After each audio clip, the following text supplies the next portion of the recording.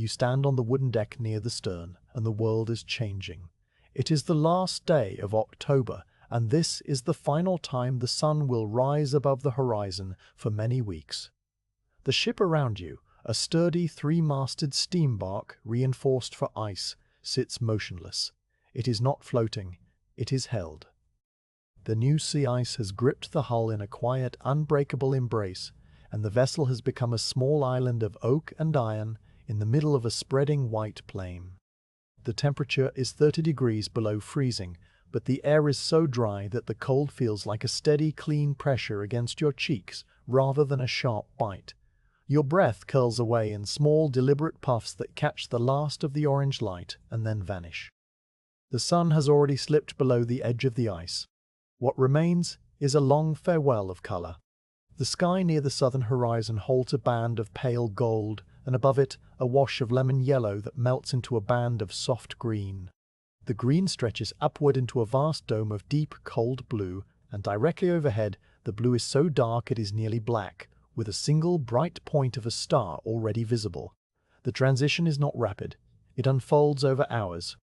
You watch the gold thin to a line, then fade, leaving only a faint peach glow that seems to breathe against the jagged ridges of pressure ice far away. The twilight is patient, and so are you. There is no hurry anywhere on the ship. Around you, other members of the small expedition move with slow, muffled footsteps. They are only 8 men in total, all dressed in heavy woolen canvas, with fur mittens and caps pulled low. Their faces are familiar and calm. One man is coiling a rope near the bow, his movements as regular as the ticking of the chronometer inside the cabin. Another is securing a canvas cover over the meteorological instruments on the foredeck, tucking the corners with great care against the wind that might rise later. The ship's carpenter is checking the lashings on the small sledges stored upside down near the main hatch. No one speaks. The only sounds are the soft scuff of boots on deck planks, the creak of frozen lines, and the distant muffled crack of ice adjusting far out on the floe. The quiet is not emptiness, it is a presence itself, a thick, comfortable blanket that wraps around the ship and settles into every corner. You turn your gaze back to the southern sky. The last whisper of orange is gone. Now there is only a deep violet at the horizon, shading to indigo and then to the star-filled darkness above. You can feel, rather than see, the darkness rising from the ice like cold water seeping upward. The ship's lanterns have been lit, one at the bow, one near the wheelhouse, and a soft yellow glow that spills from the cabin skylight amidships. The light is small, a pocket of warmth in the enormous dark that grows by the minute. You walk slowly toward the wheelhouse, your boots crunching on the layer of dry snow that has settled on deck. The sound is a faint, granular whisper, and each step leaves a perfect print that will be filled by drifting snow before the next watch. The helmsman stands inside the small shelter, though the wheel is lashed and the ship has no need of steering. He is there to keep an eye on the barometer and to record the wind speed in the log every hour. He nods as you pass, and you see the soft red glow of the binnacle lamp reflecting in his eyes. You do not speak, the understanding is mutual, that words are unnecessary. You lean on the rail and look down. The ice is not flat like a frozen lake. It is a jumbled landscape of small ridges and smooth pans, all locked together. The ship's hull is encased in a collar of thick opaque ice that merges with the floe. The pressure has pushed up a small rampart of broken blocks along the waterline, and these blocks glitter in the lantern light, blue-white and crystalline. The ice grips the ship with a force that makes the timbers groan softly from time to time, a low, resonant note that you hear more with your feet than with your ears.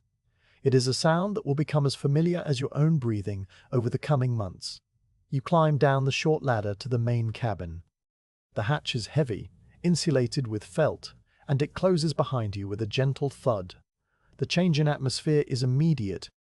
The air inside is warm, smelling of kerosene from the lamps, of wool, of the faint sweetness of pipe tobacco, and of the ever-present aroma of rye bread baking slowly in the galley. The cabin is low-ceilinged, with wooden beams that you can almost touch. The walls are lined with shelves holding books, chronometers, roll charts, and small scientific instruments in leather cases.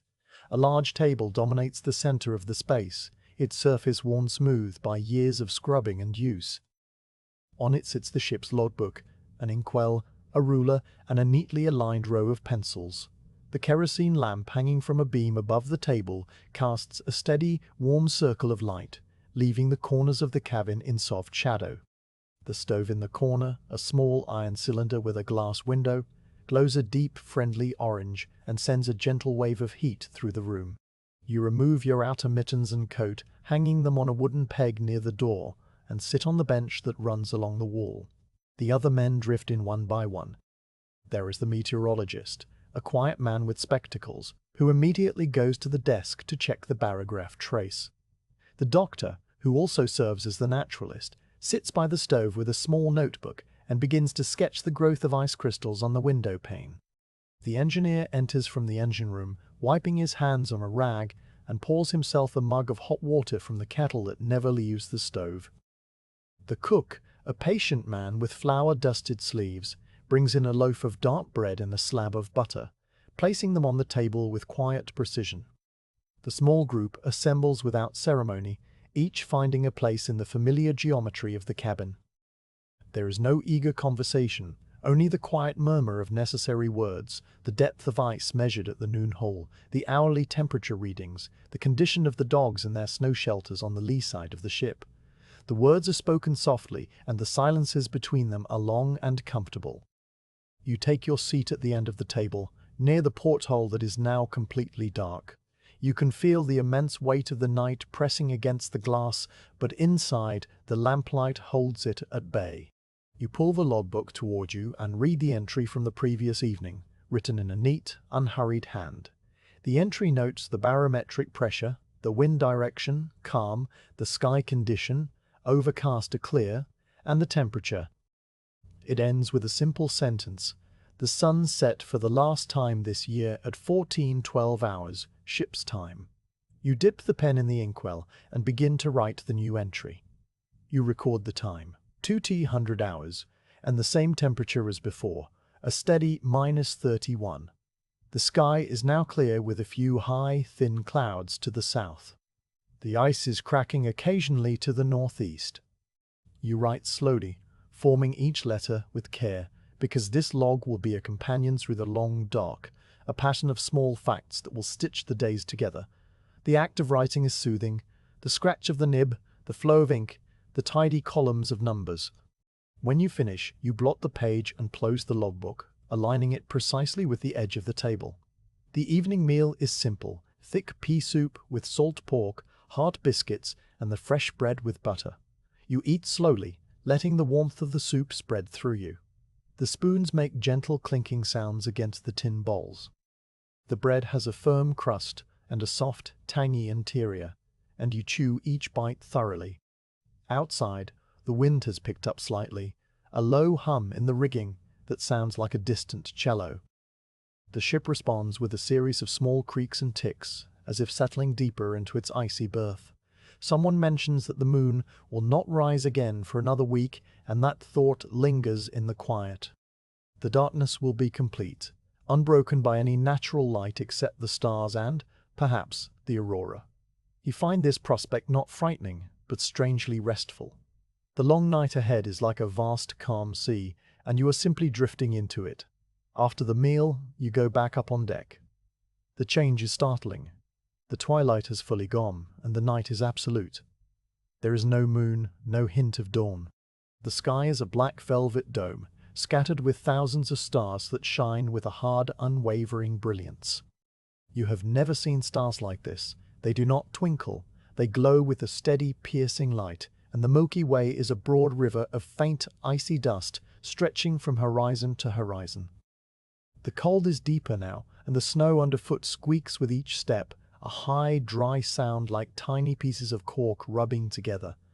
The air is so clear that you can see the silhouettes of distant pressure ridges, black on black, like charcoal lines drawn on charcoal paper. You walk forward along the port side, past the covered boats and the stack of firewood, until you reach the bow. Standing there, you look out over the endless ice field, and you feel the ship beneath you as a small, warm, living thing suspended in the great silence. The ice groans again, a long, low note that seems to come from everywhere at once. It is not a sound of danger, merely the voice of the frozen sea as it expands and contracts with the drop in temperature. You learn to listen. Near the ship you can hear the faint, continuous hiss of the wind blowing loose snow crystals across the surface, a sound like a distant waterfall. From the stern the anemometer cups spin with a soft, rhythmic ticking. And inside the ship, muffled by the deck, you can just detect the steady beat of the chronometer, the heart of the expedition's timekeeping, marking each second with impartial precision. These sounds layer together into a quiet symphony, and you stand motionless, letting them wash over you. The night watch is a solitary affair. Each man takes a 2-hour shift, walking the deck or sitting in the wheelhouse, recording the weather and maintaining the lamps. Your shift begins at midnight. You dress again in your warm layers and step out into the darkness, a lantern in your hand. The light carves a small, swaying circle out of the blackness, illuminating the worn deck planks, the base of the mainmast, the snowdrift that has piled up against the galley hatch. You check the thermometer, holding the lantern close, to read the silver column of alcohol that has retreated even further, -35 now. You note it in the small logbook kept in the wheelhouse. You check the barometer, tapping the glass gently with your knuckle and watching the needle settle, pressure steady. No wind to speak of, just a light air from the north that moves the wind vane with a slow, indecisive wonder.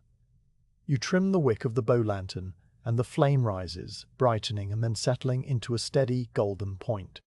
You walk the length of the deck, a slow, measured pace that takes exactly 120 steps from bow to stern. Then you turn and walk back. There is no destination, no purpose other than to be present, to keep the small circle of light moving, to listen.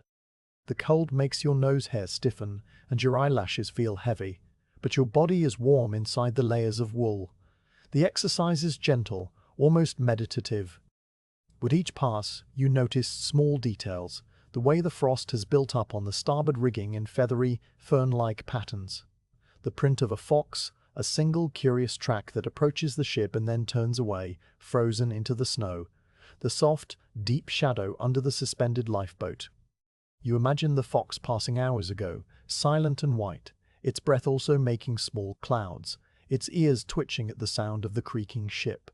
Now it is gone into the endless night, and you are here, pacing the deck of this wooden island. At the end of your watch, you wake the next man with a gentle hand on his shoulder. He rises without complaint, pulling on his boots, and you exchange a quiet nod. You return to the cabin, where the stove has been banked to a low red glow. The cabin is dark now, the main lamp extinguished, but the stove door casts a faint warm light on the floor. You undress slowly, hanging your clothes near the stove to air out and slip into your bunk. The bunk is narrow and comfortable, with a horsehair mattress and heavy wool blankets.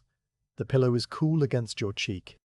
You lie on your back and listen to the sounds of the ship, the breathing of the other men, soft and regular, the tick of the chronometer in the navigation nook, the occasional groan of a timber deep in the hull.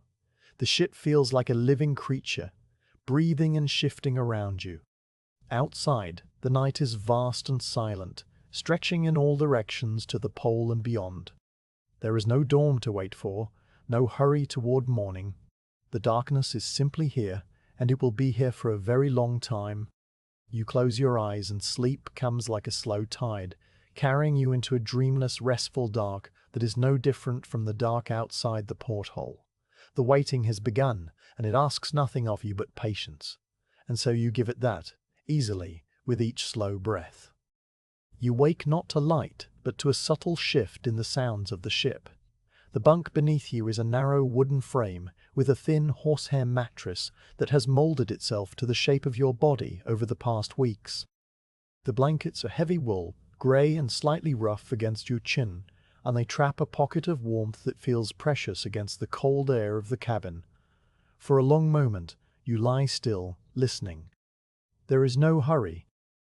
The chronometer in the navigation nook continues its steady metallic pulse, a sound so constant that it has become a part of the silence rather than an interruption of it.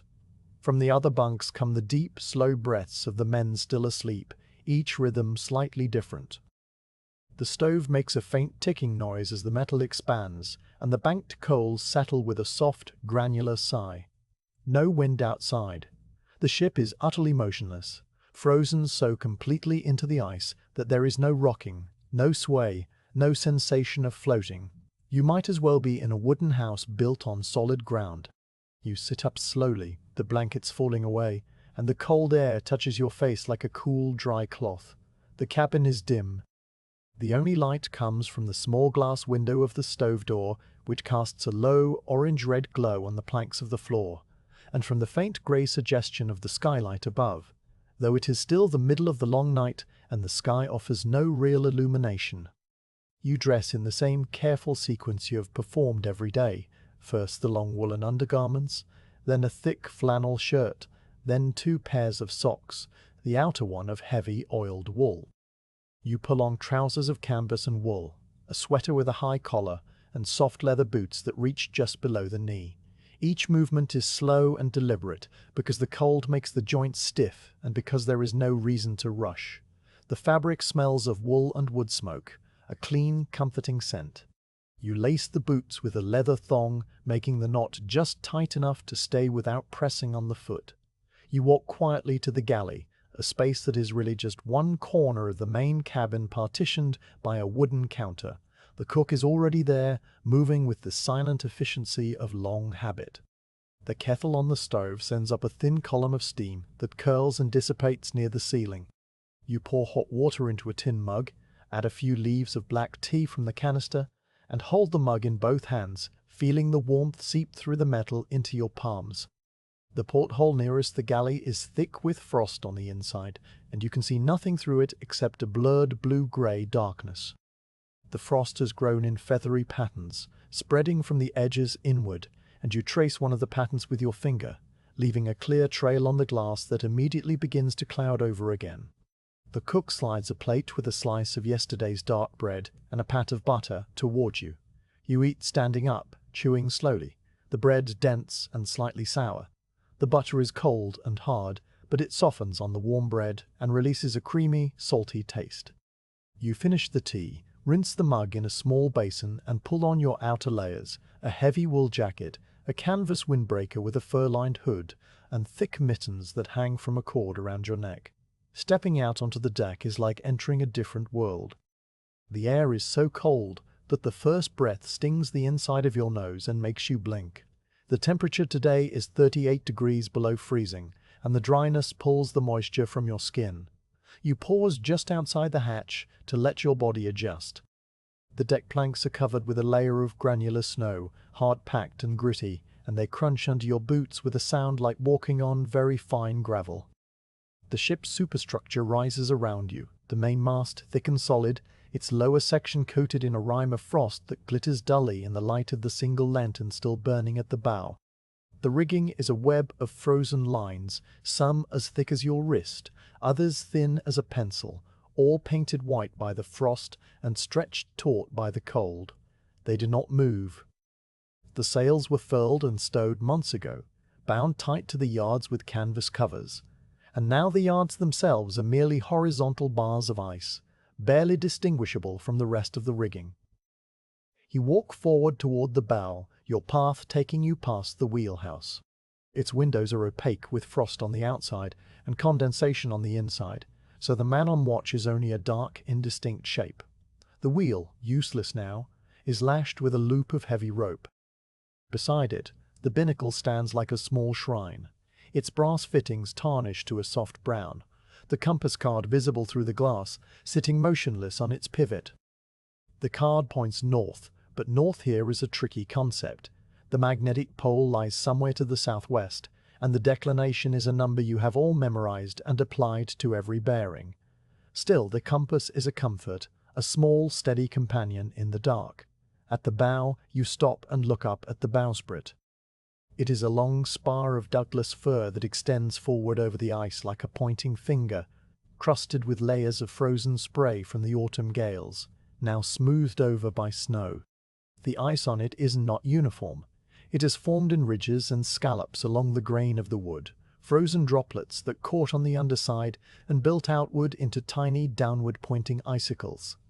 The jib boom, an extension beyond the bowsprit, is completely encased in a sheath of clear, bluish ice, and at its tip hangs a single, perfectly formed icicle as thick as your arm and perhaps 4 feet long. It catches the lantern light and glows with a pale ethereal blue, a cold light that seems to come from within. You stand for a long time simply looking at it, noting the way the light moves along its surface as the lantern sways almost imperceptibly in the still air. The hull of the ship is where the true story of the ice is told. You lean over the rail, careful of the frost, and examine the place where the wooden planks of the ship meet the frozen sea. The transition is not sudden. The ice has climbed the hull in a gradual slope, gripping the timbers with a grip that is not violent but immensely patient. The planks near the waterline are sheathed in an extra layer of ironbark, a dense tropical wood brought from the other side of the world for this very purpose, and the ice has adhered to it as if glued. In some places, the pressure of the expanding flow has pushed up small ridges of splintered ice along the hull, but the wood shows no sign of yielding. It simply accepts the embrace. You can hear the ice working. Every few minutes, a low, resonant groan passes through the hull, a sound that seems to come from deep within the ship's frame, and it is followed by a faint tremble that you feel in the soles of your boots. Then all is silent again, except for the distant, muffled cracking somewhere far out on the floe, a sound like a heavy door being closed very slowly. You climb down the short ladder over the side, a wooden affair that has been lowered onto the ice and frozen into place. The rungs are wrapped in canvas for grip, and you descend carefully, the lantern held in one hand. Stepping onto the ice is a strange sensation. It is not like stepping onto land. There is a faint sense of buoyancy beneath your feet, a knowledge that only a few feet of frozen water separates you from a deep, black, liquid ocean. The ice here, directly around the ship, is young. It formed only a few weeks ago during the first sustained cold of late September. It is thick enough to walk on safely, about 2 feet, but its surface is smooth and dark, with the consistency of glass that has been etched by wind-blown snow. The lantern light reflects in it dimly, as if the ice were a dark mirror, and you can see small bubbles trapped in its depths, tiny spheres of air that were caught when the water froze. They are arranged in lines and clusters, a frozen snapshot of the moment the sea turns solid. You take a slow walk away from the ship, the lantern swinging gently at your side. The circle of light moves with you, and within it you can see the infinite detail of the ice surface. It is not monotonous, not once you learn to look. The snow has drifted into long, low dunes, sculpted by the prevailing wind into smooth, streamlined shapes that run parallel to each other. The snow is not the soft, wet snow of warmer climates. It is dry, fine, and granular, more like very cold sand. It slides under your boots with a hissing sound, and when you kick at a dune, the crystals fly up in a sparkling cloud that settles slowly back to the surface. Between the dunes, the ice is bare and polished, its surface smoothed by the wind to a satiny finish. In some places, the ice has cracked and refrozen, creating raised seams that crisscross the surface like the veins on the back of a hand. You run your mitten along one of these seams, feeling the rough, granular texture of the refrozen edge. Further out from the ship, the landscape changes. You approach a pressure ridge, a line where 2 vast floes met and collided during the autumn, buckling upward in a chaotic jumble of ice blocks. The ridge is about 10 feet high and runs in a long, sinuous curve across the floe, disappearing into the darkness beyond the lantern's reach. The blocks that make it up are every size, from small fragments, the size of a fist, to great slabs as large as a dining table, tilted at every angle, their edges sharp and crystalline. Some are clear, revealing the faint green-blue color of thick ice. Others are white and opaque, filled with tiny air bubbles. Between the blocks, pockets of softer snow have accumulated, filling the gaps and rounding the contours. The ridge creaks softly as the temperature shifts, a quiet, slow sound like a sleeper turning over in bed. You stand near it, looking at the way the lantern light creates deep black shadows and bright white highlights, and you think of it as a frozen wave, an ocean swell that was caught and solidified in an instant, though in truth it took many hours of slow grinding pressure to form. Beyond the ridge, the ice flattens out again. You walk a little further until the ship is a dark shape behind you, its lanterns small yellow dots, and you turn in a full, slow circle. In every direction, the world is the same. A flat, white plain under a black, star-filled sky. There is no wind tonight, and the silence is so deep that you can hear your own heartbeat, a faint, steady thump in your ears. You look up. The stars are so numerous and so bright that the sky seems textured, almost granular. The Milky Way arches from the northern horizon to the southern, a band of soft, dusty light. A faint greenish glow on the northern horizon suggests the aurora may be stirring, but it is too weak to form distinct shapes, only a gentle luminous haze. You watch it for a time, then you turn and begin the slow walk back to the ship, your footsteps leaving a trail of dark indentations in the snow that will be erased by the next drift. Back on board, the warmth of the cabin wraps around you like a blanket. You remove your outer layers and hang them near the stove, where they steam slightly as the frost melts from the fibers. The ship's interior is a small, interlocking world of compartments and passages, and you decide to walk through it slowly, to retrace the familiar geography that has become your entire universe. From the main cabin, a short, narrow corridor leads aft. The walls are paneled in pine, stained a dark brown, and they are cool to the touch. You pass the door to the captain's cabin, which is small and private, and then the navigation nook, a tiny alcove barely larger than a closet. Inside, a single shelf holds the ship's chronometers, two of them mounted in gimbals in a padded wooden box. They tick in unison, their second hands sweeping around the dials with perfect, unhurried precision. Next to them lies the navigator's workbook, a thick volume filled with columns of figures and neat sketches of the horizon. The alcove smells of paper, ink, and the faint metallic scent of brass. You run your fingers lightly over the spine of the workbook, feeling the worn leather, and then continue on. The corridor leads to the small laboratory space, really just a fold-down table and a set of shelves. Here the doctor and the meteorologist keep their instruments, glass thermometers of various ranges, a hygrometer with a human hair stretched across a frame, a set of small vials for water samples, a microscope in a wooden case. Everything is secured with small leather straps or wedged into custom-fitted racks to prevent movement, though nothing moves now. A small notebook lies open, showing a table of hourly temperature readings from the past week, the figures written in a tiny, precise hand. The pattern is steady, -32, -34, -35, back to -33, a slow, gentle oscillation around a point of deep cold. You close the notebook and align it with the edge of the shelf.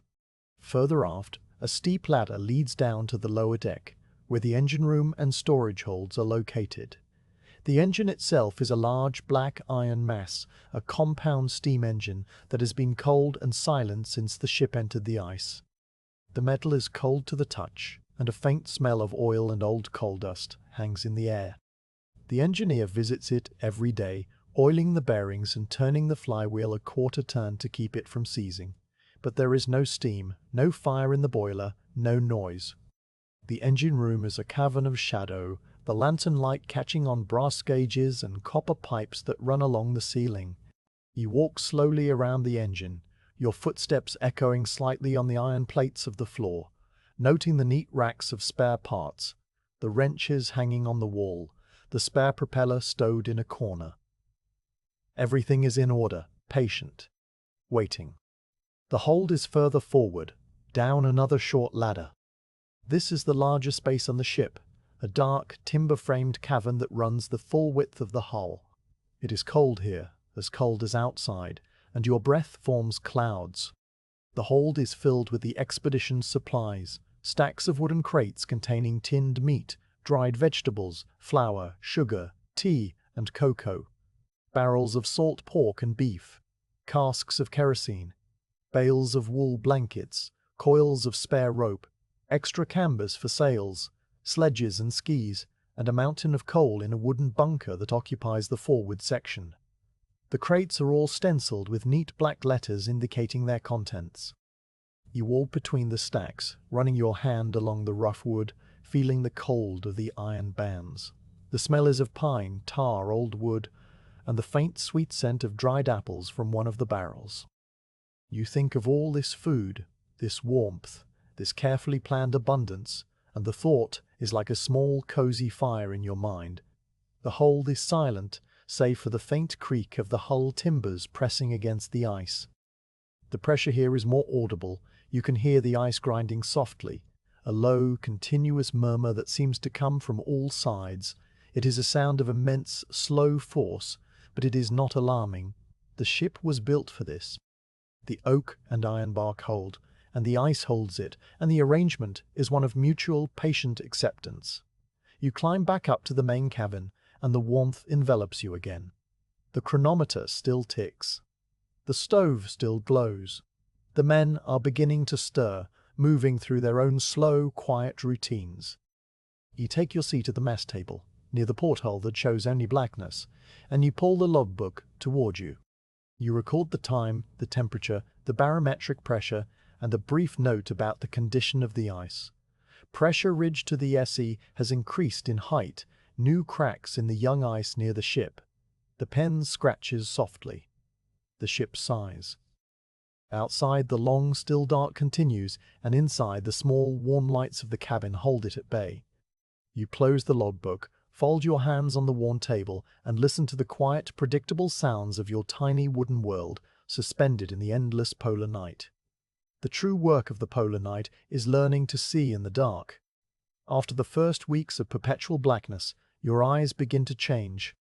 The pupils widen and stay wide, and the rods, those cells of the back of the eye that perceive faint light, become more sensitive than you ever thought possible. You notice this first in the cabin, in the small hours before the lamps are lit for the ship's morning. A single ember in the stove, a red pinpoint behind the glass, is enough to cast a faint, warm glow on the floorboards, and you can navigate the space without bumping into the table. The shelves, the chronometer box, the dark shapes of boots by the door, all become visible as subtle variations in the deep grey. It is a quiet discovery, a small gift from the body adapting to this new world. The ritual of lighting the lamps marks the beginning of each day. The ship carries a store of whale oil and kerosene, and the lamps themselves are sturdy brass fixtures with glass chimneys and adjustable wicks. There is the large hanging lamp over the mess table, its reservoir a polished brass dome that reflects the light downward in a warm cone. There are 2 bracket lamps on the walls, one near the navigation alcove and one by the stove, and a small hand lamp that you carry when you move from space to space. Each lamp is lit in the same careful sequence. You remove the chimney, a glass tube that is warm from the last use, and set it aside on a folded cloth. You turn the small brass knob that raises the wick, exposing a new section of charred cotton. Then you strike a lucifer match, a sharp scratch, and a tiny bloom of sulphur that quickly gives way to a steady yellow flame. You touch the flame to the wick, and it catches with a soft pop, a small, wavering tongue of fire that flattens and broadens as you adjust the wick height. You replace the chimney, the glass warming quickly, and the light steadies into a bright, even glow. The whole process takes about a minute, and you perform it twice a day, once in the ship's morning and once in the ship's evening. The repetition is comforting, a small act of creation that pushes back the darkness with a gentle, predictable rhythm. The light from the lamps is not like sunlight. It is yellower, softer, and it falls in a limited circle. Beyond the cone of direct light, the cabin fades into a dim penumbra, where shapes lose their edges and colors become only suggestions. A red book on the shelf is a dark, reddish-brown rectangle. A blue mug is a shadow. The light pulls on the table's surface, picking out the grain of the wood, the small scars and stains left by years of use. You spend time just looking at this pool of light, at the way the edge of it is not sharp, but diffused, a gradient from bright to dark that stretches about a foot. A mote of dust, a tiny fiber from a wool sweater, drifts through the light and glows like a brief star before vanishing into the shadow. You watch these motes, and the watching is like a form of meditation, a slow, peaceful drifting of attention that asks nothing of you. When the lamps are lit and the cabin is warm, the darkness outside seems deeper by contrast. The portholes become rectangles of absolute black. You cannot see through them at all. They reflect the interior of the cabin back at you as faint, ghostly images. You see your own face hovering in the glass, transparent and dim, with the lamp flame floating just below your chin. If you cup your hands around your eyes and press close to the cold glass, you can just make out the faint line of the horizon, a division between the black of the ice and the slightly lighter black of the sky. But this takes patience and a willingness to let your eyes adjust for many seconds. And even then, the detail is minimal. The outside world remains a mystery, a blank canvas that the mind slowly learns to fill with the memory of what was there when the sun last shone. At a certain hour of the ship's day, you leave the warm lantern light and step out onto the deck to take the meteorological readings. The transition is a shock each time, not of temperature, though that is always extreme, but of light. The first moments outside are a plunge into what seems like complete blindness. You stand by the hatch, one hand on the frozen railing, and you wait. The darkness is so thick it feels like a physical pressure against your open eyes, but then gradually, the world begins to resolve. The adaptation is faster now than it was in the first week. Your eyes have learned the trick of it. The deck becomes a grey-black plane stretching away. The masts become slightly darker, vertical lines against the sky, and the bow lantern, which looked so bright from inside, is now a distinct, tiny point of warm yellow that seems to float in the blackness. It is the only artificial light visible in the entire universe, and it is profoundly reassuring. You walk forward with slow, careful steps. The snow on the deck is a faint, pale grey against the dark wood of the deckhouse. The ice beyond the rail is a vast, dim plain. Its surface a patchwork of lighter and darker greys that mark the drifts and the bare, wind-polished patches. On a clear night, the stars change everything. When there are no clouds, the sky is a black velvet dome, and the stars are so numerous and so brilliant that they cast a faint, perceptible light on the ice. You can see your own shadow, a thin, stretched ghost of yourself, cast by the combined glow of a million distant suns. You stand and look up, your head tilted back, your hood falling away from your ears, and you let the starlight fall on your face. The cold nips at your cheeks, but the sight holds you. The Milky Way is a broad, irregular river of light, thick in some places, thin in others, with dark rifts running through it, where clouds of cosmic dust block the glow. The stars do not twinkle. They shine with a steady, hard brilliance, each one a sharp point of light that seems to pierce the eye. The brightest stars have faint halos, tiny rings of scattered light that you can see only by looking slightly to the side, using the peripheral vision that is most sensitive. You have learned the names of the constellations, not from a book, but from the patient instruction of the navigator. The Great Bear, Ursa Major, is the easiest to find. It wheels low in the northern sky, its 7 bright stars forming a shape that is more like a plough or a saucepan than a bear. You trace the handle, the 3 stars that form a gentle arc, and the bowl, the 4 stars that make a lopsided rectangle. The 2 stars at the front of the bowl, the pointers, draw a line directly to the North Star Polaris. Polaris is not the brightest star in the sky, as some believe, but it is a steady, second-magnitude point that hangs almost exactly over the geographic pole. You find it, as always, in the same place, a constant in a sky of slow, deliberate motion. The whole northern sky rotates around Polaris, a great, silent wheel that takes 24 hours to make one complete turn. You can mark the hours by the position of the Great Bear. At 6 in the evening, ship's time, the bear is low on the eastern horizon, its bowl tilted downward. By midnight, it has climbed to its highest point, the bowl inverted, the handle arcing gracefully overhead. By 6 in the morning, it has slid down to the western horizon, ready to begin the cycle again. This celestial clock is the most reliable timepiece you have, even more reliable than the ticking chronometers in their padded box, and you consult it often, a quiet habit that connects you to the turning of the earth. The other constellations are old friends. Cassiopeia, the queen on her throne, is a distinct W shape opposite the Great Bear from Polaris. When the bear is low, Cassiopeia is high, and vice versa. Orion the hunter is visible now in the southern sky, his three belt stars a straight, bright line, his shoulders and knees marking the corners of a giant rectangle. The red star Betelgeuse glows with a faint, ruddy hue, the only color visible in the starlight. The Pleiades, a tiny cluster of 6 or 7 stars, is a knot of light that looks like a small, frosty cloud. You can gaze at the Pleiades for many minutes, letting your eyes drift in and out of focus, and the cluster seems to expand and contract, the faintest stars appearing and disappearing with the subtle shifts of your retina. It is a quiet game, a way to pass the time on a long watch, but the clear, star-filled night is only one of the many textures of darkness. The polar sky is changeable, and each weather pattern brings a different quality of light, or rather, a different quality of blackness. On nights when a high, thin layer of cloud moves in from the north, the stars do not disappear all at once.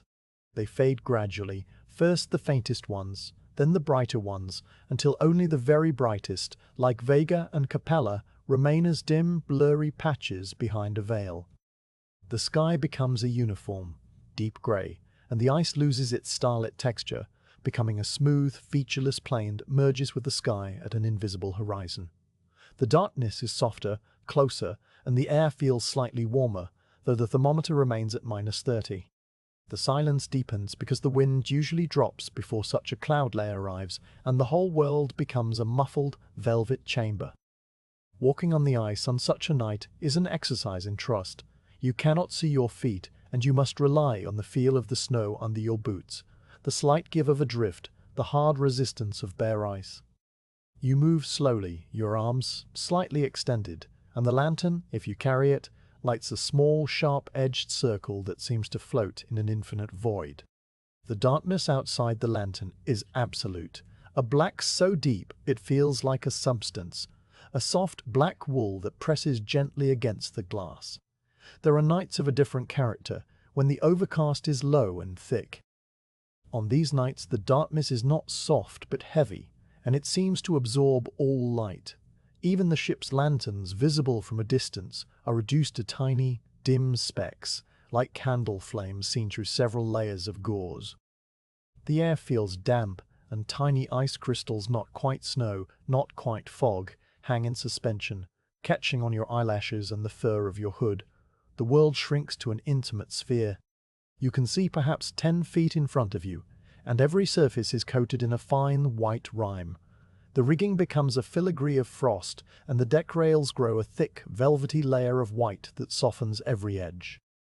This is the diamond dust, a precipitation of ice crystals that forms when the air is supersaturated and the temperature is extremely low.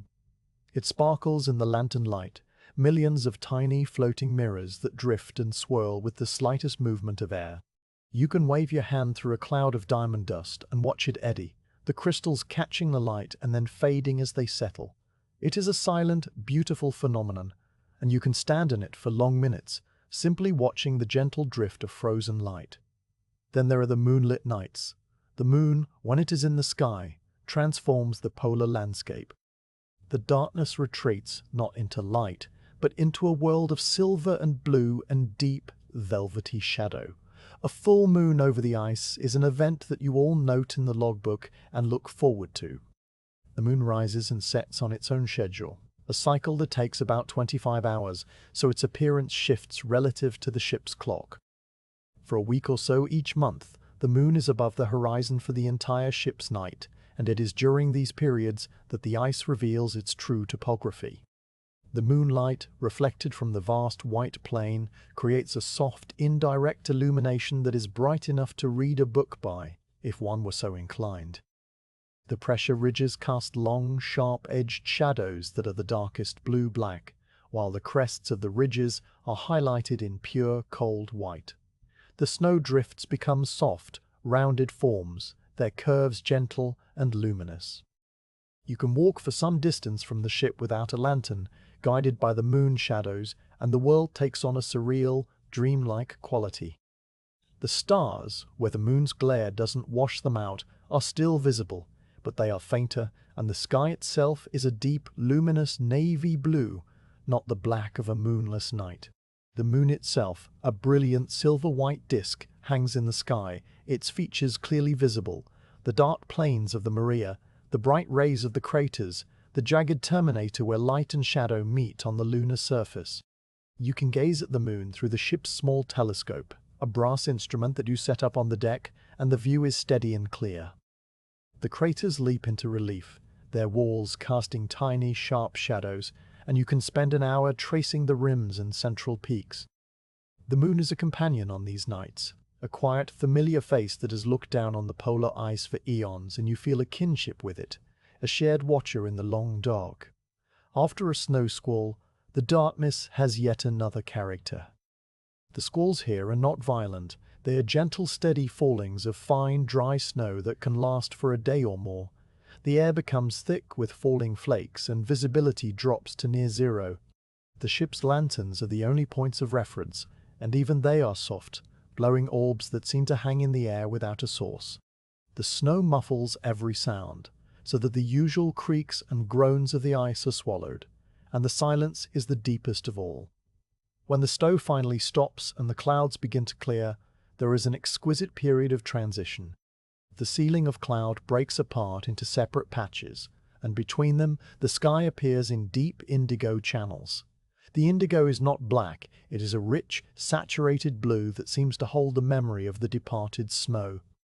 The stars come out one by one in these channels, and they seem brighter than ever, as if washed clean by the storm. The freshly fallen snow on the ice is a perfect, unbroken white blanket, and as the stars emerge, it begins to glow with a faint blue-white phosphorescence. The horizon is now visible again, a hard, sharp line where the white of the snow meets the indigo of the sky, and the whole world feels new and pristine. You stand on deck after such a clearing, your boots sinking into the fresh powder, and you breathe in the clean, cold air that tastes of nothing at all, just pure, cold emptiness. The architecture of the night is rebuilt after every storm, and you are the quiet observer, cataloguing its endless subtle variations. The aurora, when it comes, is the most delicate layer of all, but it belongs more to a later chapter of the dark. For now, it is enough to note that on some nights, a faint, pale, greenish glow hovers low on the northern horizon. It is so dim that you are not always sure it is there. It might be a trick of the tired eyes. But you watch it anyway, and if it brightens, it does so with a slowness that defies attention, a quiet kindling that takes half the night to build a faint arc. You will study it more closely in the weeks to come, but for now, it is just another shade in the palette of the long night. Your shift on deck ends, and you return to the cabin, where the lamp over the table is still burning. The light is the same steady yellow, the shadows the same soft brown. You sit down, remove your mittens, and hold your hands near the stove. The chronometer ticks. Someone turns a page of a book with a soft rustle. You look at the porthole, now a dark circle, and you think of the starlight falling on the endless ice, the slow wheel of the bear around the pole, the velvet dark of an overcast sky. The night has a structure, a quiet, intricate architecture built from light and its absence, and you are learning to dwell within it, not as a prisoner, but as a patient resident. You pour a mug of tea, the steam rising in a lazy curl, and settle into the long, peaceful hours until the next watch. The darkness holds you, and you hold it back with a small lamp and a quiet mind, and the arrangement is a comfortable one, steady and calm. The ship's bell rings once, a soft, muted bronze note that fades quickly into the silence of the cabin. It is not a loud sound, not a summons. It is simply a marker, a gentle reminder that another segment of the day has passed and a new round of tasks is beginning. You look up from the book you've been reading, a worn volume on the geology of Cornwall, and you mark your place with a thin slip of paper before closing it. The cabin is warm, the lamp steady, and for a moment you simply sit, letting the quiet settle around you like a familiar garment. The work of the quiet hours is not urgent. It is a slow, steady rhythm that moves through the ship like a gentle current, carrying each man through his small duties with a sense of calm purpose. Your first task of this watch is the meteorological log. This is a duty you've come to know as intimately as your own breathing.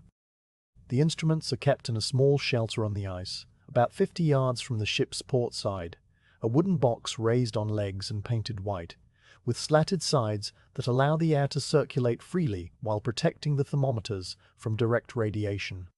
The path to the shelter is a familiar one, and your feet know every dip and rise of the snow. You dress for the outside with the same slow, methodical care as always, pulling on the heavy canvas over trousers, the thick wool jacket, the fur mittens, and the hood that frames your face in a ruff of wolverine fur. The fur traps the heat of your breath and prevents ice from forming on your skin, a small, clever design that you appreciate anew each time you step into the cold. The hatch opens with a familiar creak, and you step out into the perpetual night. The everyday here is perfectly still, and the temperature is holding steady at -33 degrees. The sky is clear, and the stars are out in their full, steady brilliance, casting that faint, silvery light that makes the snow glow with a soft, blue-white luminescence. You don't need the lantern to follow the path, but you carry it anyway, a small, bobbing point of warmth that moves with you across the ice. The snow crunches under your boots with a sound like the grinding of very fine salt. Your breath rises in slow, deliberate plumes that hang in the air for a moment before dissipating. The ship behind you is a dark silhouette against the stars, its masts like pencils drawn against the sky. The warm squares of the cabin skylight, a cozy, amber beacon. You reach the instrument shelter and set the lantern on a flat-topped post that has been driven into the ice for this purpose. The shelter's door is a simple wooden panel held closed by a brass hook, and you open it with a mittened hand, the wood stiff with frost. Inside, the thermometers are mounted on a vertical board, their glass tubes gleaming faintly in the lantern light. There is the dry bulb thermometer, the wet bulb thermometer with its small muslin wick and reservoir of water that must be replenished each visit, a maximum thermometer that records the highest temperature since the last reset, and a minimum thermometer with its tiny, dumbbell-shaped index that sits in the alcohol column. You read each instrument carefully, tilting your head to avoid parallax, and you murmur the numbers softly to yourself before writing them down. Dry bulb -33, wet bulb -33, the tiny difference indicating the extreme dryness of the air. The maximum thermometer reads -32, showing that the temperature had risen a single degree during the previous watch. The minimum reads -35, and you reset the index with a gentle shake, the small metal marker sliding back to the top of the alcohol column. You record the readings in the small field notebook you carry in an inside pocket, where the warmth of your body keeps the ink from freezing. The pencil is a carpenter's pencil. It's thick lead, less likely to snap in the cold, and you write slowly, forming each digit with care.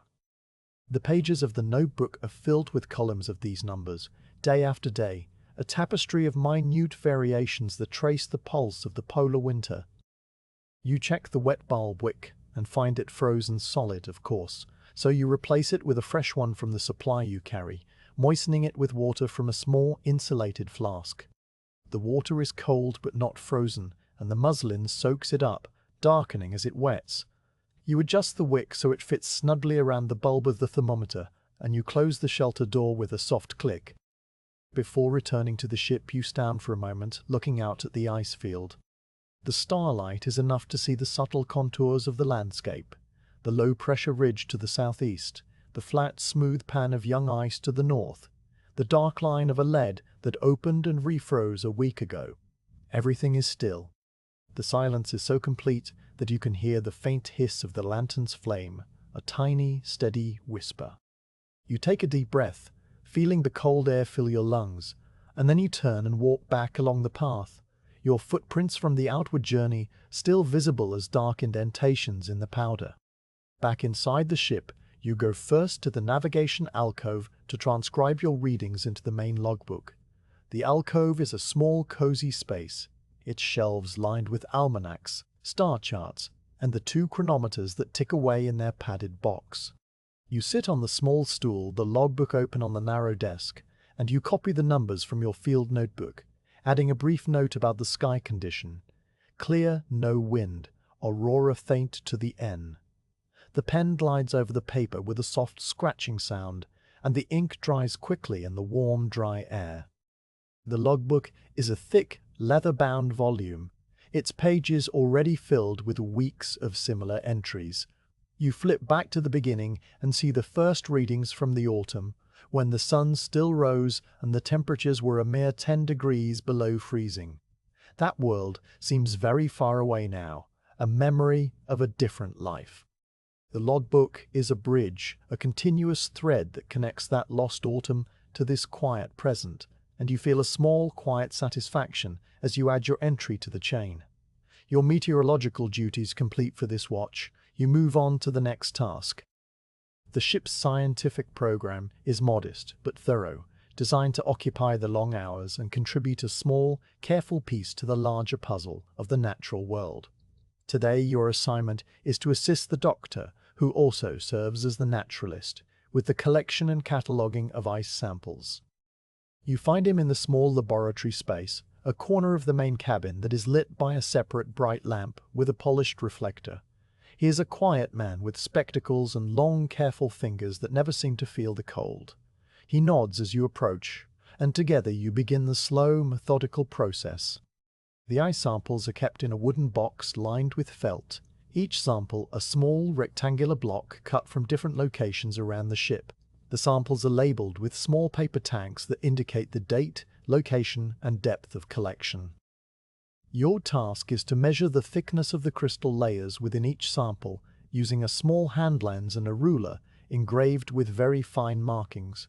You hold the sample up to the lamp, the light shining through the translucent ice, revealing its internal structure. The ice is not uniform. It is made of long, columnar crystals that grew downward as the sea froze, their boundaries visible as faint, vertical lines. You measure the length of several crystals and call out the numbers, and the doctor records them in his notebook, his pen moving in a steady, unhurried hand. The work is repetitive and absorbing. Sample after sample, you position the ruler, squint through the lens, and read the tiny markings. The crystals vary in size. Some are as long as your little finger, others are short and stubby, evidence of different freezing conditions. The doctor remarks quietly that the crystal size correlates with the salinity of the ice, a fact he has been documenting, and you absorb this information without comment, letting it settle into the quiet store of knowledge you are accumulating. After the ice samples, you help him with the water samples.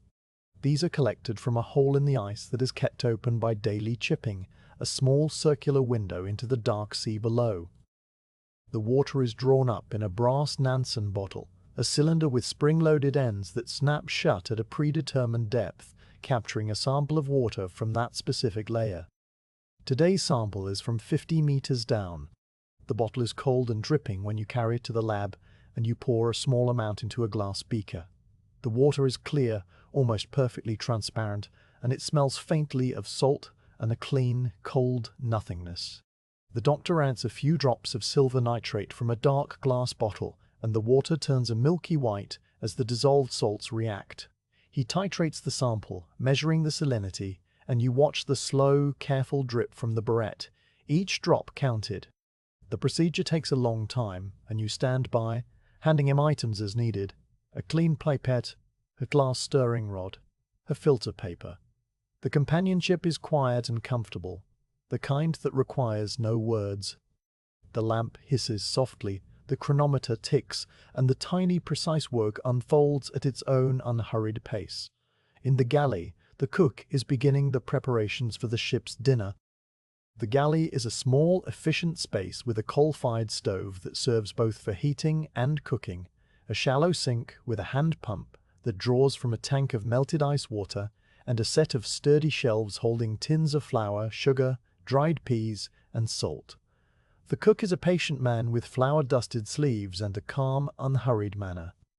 He is measuring flour into a large earthenware bowl, the flour sifting through his fingers in a fine white stream. He adds a pinch of salt, a spoonful of sugar, a measure of dried yeast that has been proofed in a small cup of warm water. He pours in more water, slowly, mixing with a wooden spoon, and the flour transforms from a dusty powder into a shaggy, sticky mass. He turns the dough out onto a floured board and begins to knead it, his hands folding and pressing and turning with a steady, rocking rhythm. You watch him for a while, drawn by the simple, timeless motion. The dough becomes smooth and elastic under his hands, a living, breathing thing that will rise slowly near the stove and become the day's bread. The smell of yeast and flour mingles with the warm air, a homely, comforting scent that fills the cabin. The engineer emerges from the lower deck, wiping his hands on a piece of cotton waste. He has been tending to the small wind generator that sits on a platform aft, a device that charges a bank of glass cells for the expedition's limited electric needs, the small spark gap transmitter for the wireless, the occasional use of a galvanometer for the doctor's experiments. The generator is a simple thing, a two-bladed propeller on a vertical shaft, and in the calm air of the past days it is turned only intermittently. The engineer reports, in his quiet, technical way, that the bearings are well greased and the brushes are in good order, and that the batteries are holding their charge. He pours himself a mug of tea and sits at the mess table, pulling a small disassembled barometer toward him. He begins to clean its parts with a soft cloth, his movements precise and methodical. The brass gleams in the lamplight as he polishes each component, and the faint smell of metal polish, a sharp, clean scent, joins the other aromas of the cabin. The cabin settles into a deep, productive quiet. Each man is absorbed in his task, and yet there is a shared awareness, a sense of being together in this small, warm bubble of light and order, while the immense darkness presses against the hull. The meteorologist, having finished his own observations, is now at the desk, reducing the day's barometric readings to sea level using a set of printed tables. The navigator is working on a chart, plotting the ship's drift with a pair of dividers and a parallel ruler. The ice is moving ever so slowly, carrying the ship in a large, clockwise gyre, and the navigator's chart traces this motion, a line that curves gently across the blank white paper. You glance at the chart and see that the drift has carried you a total of 12 nautical miles to the northeast since the freeze-in. 12 miles in 2 months. The pace is glacial, but it is a pace nonetheless, and it is recorded with the same meticulous care as everything else on the ship. Your own small task now is to help the librarian, a role that falls to the youngest member of the expedition, a quiet man with a love of order. The ship's library is not large, perhaps 200 volumes, but it is carefully catalogued. The books are kept in a set of shelves near the navigation alcove, their spines a mosaic of dark leather and faded cloth. There is a copy of Darwin's Voyage of the Beagle, a set of the Nautical Almanac going back 5 years, a volume of Shakespeare's plays, a treatise on Arctic botany, and a well-worn copy of the Pickwick Papers. The librarian is checking the books against the catalogue, a small, leather-bound notebook, and you help by pulling each volume from the shelf, reading the title, and waiting while he checks it off the list. The books are cool and smooth in your hands, and you open a few to smell the old paper, a scent like vanilla and dust. Each book is a small, portable world, a store of light and color from the warmer parts of the earth, and you handle them with a gentle, almost reverent care. The catalogue is complete, every book accounted for, and you reshelve them in the proper order, their spines aligned in a neat, satisfying row. The ship's day is measured not by the clock alone, but by the accumulation of these small, completed tasks. The thermometer's read, the logbook updated, the ice crystals measured, the bread dough set to rise, the barometer cleaned, the books catalogued, the chart updated. Each task is a small knot tied in the long, loose rope of the polar night, and together they form a fabric, a structure that holds the day together and gives it a gentle, quiet shape. There is no rush, no pressure. The tasks are simply there, waiting to be done, and you do them with the same calm, unhurried attention that you would give to a slow, deep breath. Later, after the evening meal of stewed salt beef with rehydrated potatoes and the now-baked bread, warm and fragrant, you sit at the mess table with a small sewing kit. A seam on your wool trousers has come loose, and you repair it with a needle and thread, the stitches small and even. The lamp casts its steady light on your work, and the thread slides through the fabric with a soft, whispering sound. Across the table, another man is writing a letter that will not be mailed for many months, but he writes it anyway, filling the page with a neat, flowing script. The pen moves, the needle pulls, the chronometer ticks, and the ship creaks. The quiet hours are not empty. They are full of small, gentle actions that fill the darkness with a slow, steady purpose. You finish your sewing, snip the thread, and fold the trousers neatly. You place the sewing kit back in its small wooden box and look around the cabin. The faces of the men are calm, absorbed, peaceful. There is no laughter, no loud talk, just the quiet, rhythmic music of work and rest intertwined. You pour a final mug of tea, its warmth seeping through the tin into your hands, and you settle back on the bench, ready for the next watch, the next small task, the next quiet hour. The night stretches on, endless and calm, and you are, in your own small way, at home within it. The air has a presence tonight, a weight and texture that goes beyond the simple reading of the thermometer. You stand on the deck with your hood thrown back despite the cold, because you want to feel the atmosphere directly on your skin. The temperature is -36, and the air is so still that the flame of the bow lantern does not flicker. It rises straight and steady, a perfect teardrop of yellow light. The stillness is not empty. It is full of tiny suspended ice crystals that you cannot see but can sense as a faint, dry prickle on your cheeks, a sensation like the memory of a touch. The world feels brittle, as if the entire polar basin is a vast crystal goblet that might ring at the slightest tap. You hold your breath to listen, and the silence rushes in, a deep, resonant quiet that seems to have its own sound, a sound like the inside of a seashell held to the ear. This is the breathing of the snow, the long, slow exhalation of a frozen world, and tonight you're going to let it carry you through its different rhythms. The deep, clear cold is the first rhythm, and it has been the dominant note for many days now. In this state, the air is a perfectly transparent, motionless fluid that feels almost solid against the face. You walk slowly around the deck, your boots making that characteristic high-pitched squeak on the compacted snow, a sound like two blocks of styrofoam rubbing together. Each footfall compresses the dry grains and forces the air out with a tiny, sharp protest. The sound does not echo, it is swallowed immediately by the vast open space, but it is so distinct that you can play with it, varying your pace to create a slow, squeaking rhythm that matches your heartbeat. The railings are coated in a thick layer of hoarfrost, feathery crystals that have grown outward into the still air, branching and rebranching into delicate frozen ferns. You reach out with a bare finger and touch one, and the warmth of your skin melts it instantly, leaving a tiny, wet bead that refreezes before it can drip. The cold is so intense that it feels clean, a purification of the air itself. Your breath emerges not as a mist, but as a cloud of tiny, glittering ice crystals that form with a faint crackling whisper and then drift slowly downward, a miniature snow shower that follows you as you walk. You watch these clouds dissipate, each one a small personal weather system born of your own warmth, and the sight is endlessly absorbing. In the deep cold, the ice field speaks with a different voice. The pressure ridges, those jumbled barriers of broken ice, are silent during the day, but come alive at night as the temperature drops further.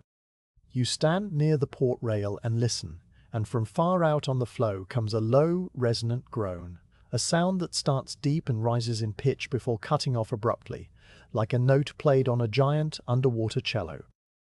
It is the sound of the ice contracting, cracking, and refreezing all at once, a continuous process of adjustment that never ceases. Closer to the ship, the young ice emits a series of sharp, pinging sounds, like the snapping of harp strings, as tiny fissures propagate through its crystalline structure. These pings are random and unpredictable. You can wait minutes without hearing one, and then a cluster of 3 or 4 will arrive in quick succession, a brief, Arctic percussion that fades back into the profound stillness. The ship itself responds to the cold with a series of internal creaks and ticks, the timbers of the hull contracting and pulling against their iron fastenings. Each creak is a long, slow, groaning note that seems to travel the length of the keel, and you can feel it through the soles of your boots as a faint, low vibration. These sounds are not alarming. They are the normal respiration of a wooden vessel held in the grip of winter, and you have come to find them as reassuring as the breathing of a sleeping companion. The sky in the deep cold is a masterpiece of black and silver. The stars are so sharp and numerous that the constellations are almost lost in the sheer abundance of points. The Milky Way arches overhead, and within its band you can see patches of darkness, the coal sack, where interstellar dust blots out the background. The starlight alone is sufficient to cast a faint, ghostly illumination on the ice, and the snow glows with a soft blue-white phosphorescence that seems to come from within.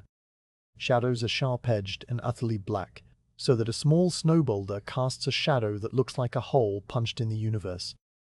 You can walk without a lantern and navigate by the stars, a skill you are slowly mastering, using the position of Polaris to orient yourself and the familiar outline of the pressure ridges as landmarks.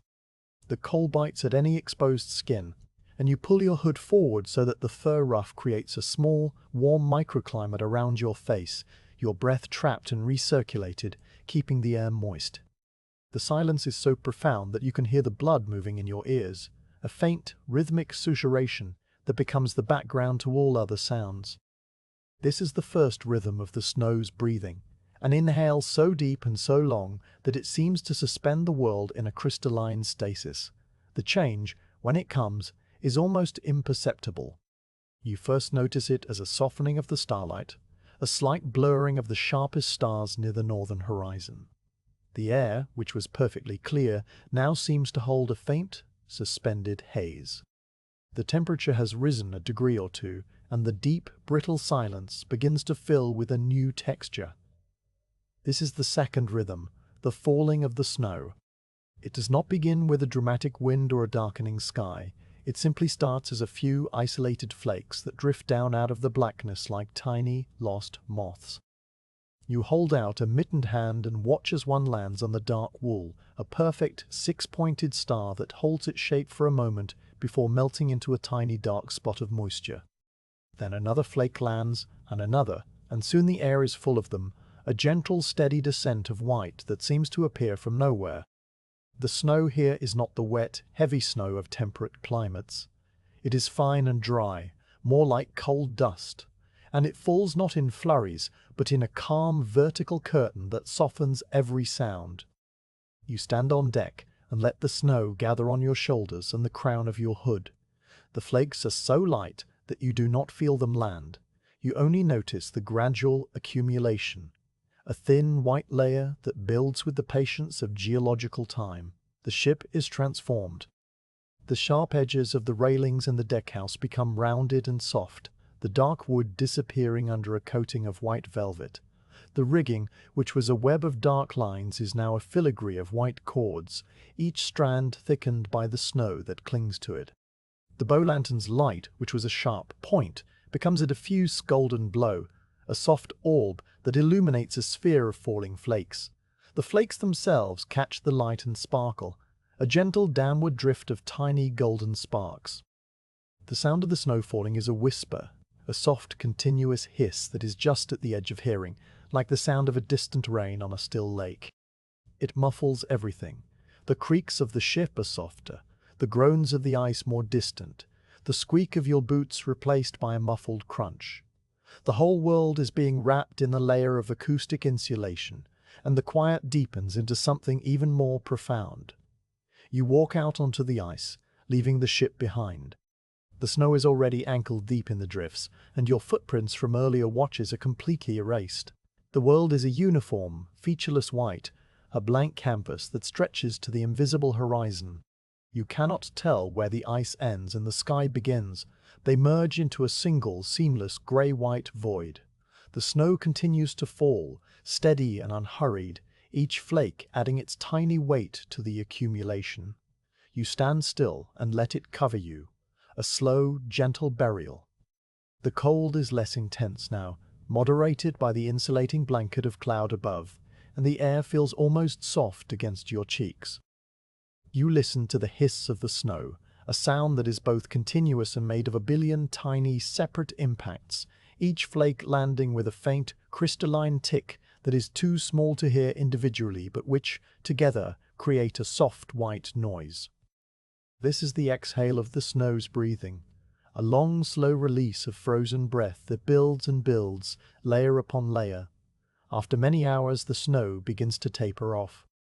The flakes become fewer, the hiss fades, and the sky begins to lighten, not with dawn, but with the thinning of the cloud layer. The silence that follows a snowfall is a third quality of quiet, distinct from the brittle silence of the deep cold and the muffled hush of the falling flakes. This silence is fresh and clean, a newly washed silence that seems to ring faintly in the ears. The ship emerges from the snow as a white sculpture, every surface rounded and softened, the familiar shapes made strange and beautiful. You walk back to the ship, your boots sinking into the fresh powder with a soft, pillowy sound, and you pause at the ladder to brush the snow from your clothing. It falls away easily, a dry, crystalline dust that scatters and vanishes. Inside, the cabin is warm and bright, and the contrast is sharp. The snow crusted on your outer garments begins to melt immediately, filling the air with the faint, clean smell of cold water. The third rhythm comes after the snowfall, when the wind rises. The wind in the polar night is rarely a storm. It is a gentle, persistent flow of air that moves across the ice with a steady, inexorable pressure. You hear it first as a low hum in the rigging, a note that starts softly and builds slowly, like the sound of a distant cello being bowed. The ship, which has been so still, begins to stir. The masts tremble slightly, and the frozen lines vibrate with a faint, audible shiver. The anemometer on its pole aft begins to spin, its cups catching the moving air and sending a series of soft, rhythmic clicks down to the instrument in the cabin, a sound like a slow, steady heartbeat. The wind is not cold, not colder than the still air, but it feels different because it moves, carrying away the small pocket of warmth that your body creates and replacing it with a continuous, gentle flow of frigid air. You pull your scarf higher and turn your back to the wind, and the sensation is of a soft, steady pressure, a hand pushing lightly against your shoulders. The wind reshapes the snow. The wind reshapes the snow. The fresh, even blanket that fell during the calm is now being sculpted into new forms. The dry, granular snow is easily lifted by the moving air, and it begins to drift, not in the air, but along the surface, a process called saltation. The snow grains bounce and skitter across the hard crust, moving in sinuous, snake-like streamers that flow a few inches above the ice. You watch these streamers from the deck, and they are hypnotic, long, white ribbons of moving snow that writhe and curl, always changing, always flowing, like the tail of a ghostly animal. The streamers move into the lee of any obstacle, a pressure ridge or a hummock of old ice, and there they deposit their load, building long, tapered drifts that point downwind. A small dune that was here yesterday has shifted a few feet to the left, its crest moved by the patient, continuous work of the wind. The process is so slow that you cannot see it happening in real time. You only notice the result after an hour. The drift subtly reshaped, the surface patterns altered. The wind hums, and the snow drifts, and the ship groans, and this is the third breath, a long, sighing exhale that moves across the frozen world. The soundscape of the wind is richer than the silence of the calm. The hum in the rigging has a pitch that varies with the gusts, rising and falling in a slow, melodic cycle. The frozen lines slap gently against the masts, a soft, irregular tapping that adds a percussive layer. The loose canvas covers on the deck equipment flap with a muffled, rhythmic beat, like a distant drum. The wind carries the sound of the ice, too. The groans and pings are still there, but they are now overlaid with the hiss of moving snow, a constant, low-level static that fills the background. You lean against the rail and close your eyes, letting the sounds wash over you. The wind pushes at your hood, the snow grains tick against the fabric of your coat, and the ship beneath you hums like a tuning fork. You feel connected to the vast, slow-moving system of the polar atmosphere, a tiny, warm point of consciousness in a world of flowing air and drifting ice. The wind does not last forever. It dies as gradually as it rose, the hum in the rigging fading to a murmur and then to silence. The anemometer clicks more and more slowly until it stops altogether. The drifting snow settles back to the surface. The drifting snow settles back to the surface, the streamers dissolving into stillness. The air becomes clear and cold again, and the stars emerge brighter than before. The silence that follows the wind is the deepest of all, a profound resonant quiet that seems to hold the memory of the sound that came before. This is the pause between breaths, a rest that allows the world to settle before the next cycle begins. You stand on the deck, listening to the nothing, and you realize that the snow has been breathing all around you. A slow, patient respiration of still cold, falling flakes, and gentle wind. You are not separate from it. You are inside the breath, a small, quiet part of the great frozen lung. The realization is not exciting, it is simply peaceful. A deep, calm truth that settles into your mind as softly as a snowflake on a woolen sleeve. You turn, pull open the hatch, and descend into the warm, lamplit cabin, carrying the quiet of the breathing snow with you like a small internal stillness that will last through the watch and into your dreams. The warm heart of the ship, the place where all parts eventually converge, is the mess table. It is a long, heavy piece of furniture built from oak planks that were old when the ship was launched, their surface worn to a smooth, satiny polish by decades of elbows and plates and scrubbing brushes. The table is bolted to the deck to prevent movement in heavy seas, though there are no seas now, only the silent, motionless grip of the ice. Around it are arranged 8 wooden chairs, each with a slightly different character. One has a worn groove on the left armrest where a previous occupant rested his pipe. Another has a small, neat repair on the back slat, a patch of newer wood that is slightly lighter in color. The chairs are never empty for long. They are the gathering place for meals, for work, for quiet conversation, and for the long, comfortable silences that fill the hours between tasks. The mess table is the social and sensory center of the expedition, and its rhythm is defined by the daily bread. The bread begins its life each morning in the galley corner, where the cook has already been at work for an hour before the first man stirs. He is a patient, unhurried man with hands that seem to know the exact pressure needed for dough, the precise temperature of water by feel alone. You have watched him many times, and the process is always the same, a slow, methodical ritual that you find deeply calming. He begins by measuring flour from a large tin into a deep earthenware bowl. The flour is a pale cream color, finely ground from hard winter wheat shipped from Canada, and it falls from the scoop in a soft, dusty stream that catches the lamplight and glows like a tiny waterfall of powder. The sound is a gentle shush, a whisper of particles sliding over each other. He adds a small handful of salt, the crystals sparkling briefly before they disappear into the flour, and a spoonful of sugar, which is a precious commodity measured with great care. Then he takes the yeast, a dried cake that has been stored in a cool tin, and crumbles it into a cup of lukewarm water, stirring with his finger until the water turns a cloudy tan. The yeast has a faint, earthy smell, like damp soil in a spring garden, a scent that seems out of place in the frozen polar world, but is all the more welcome for that. He sets the cup near the stove, where the gentle heat will wake the dormant organisms, and he covers the flour bowl with a clean cloth while he waits. The waiting is part of the ritual. In the 10 or 15 minutes it takes for the yeast to proof, the cook busies himself with other small tasks, wiping down the counter, checking the salt pork soaking in a basin of fresh water, measuring out the day's portion of dried peas. His movements are economical and quiet, a soft, shuffling dance in the confined galley space. The kettle on the stove murmurs softly, a low, continuous burble that forms a kind of musical background. The ship is still asleep, the only sounds the ticking chronometer and the occasional creak of a timber, and the cook moves within this silence like a fish in deep water. You have come to appreciate these early morning hours, when you are often the only other person awake, and you sit at the mess table with a mug of tea, watching him work. It is a companionship that requires no words. When the yeast is ready, A frothy, tan foam has formed on the surface of the water, and it gives off a rich, bready scent that fills the galley. The cook makes a well in the center of the flour and pours in the yeast mixture, then adds more warm water, a slow, steady trickle.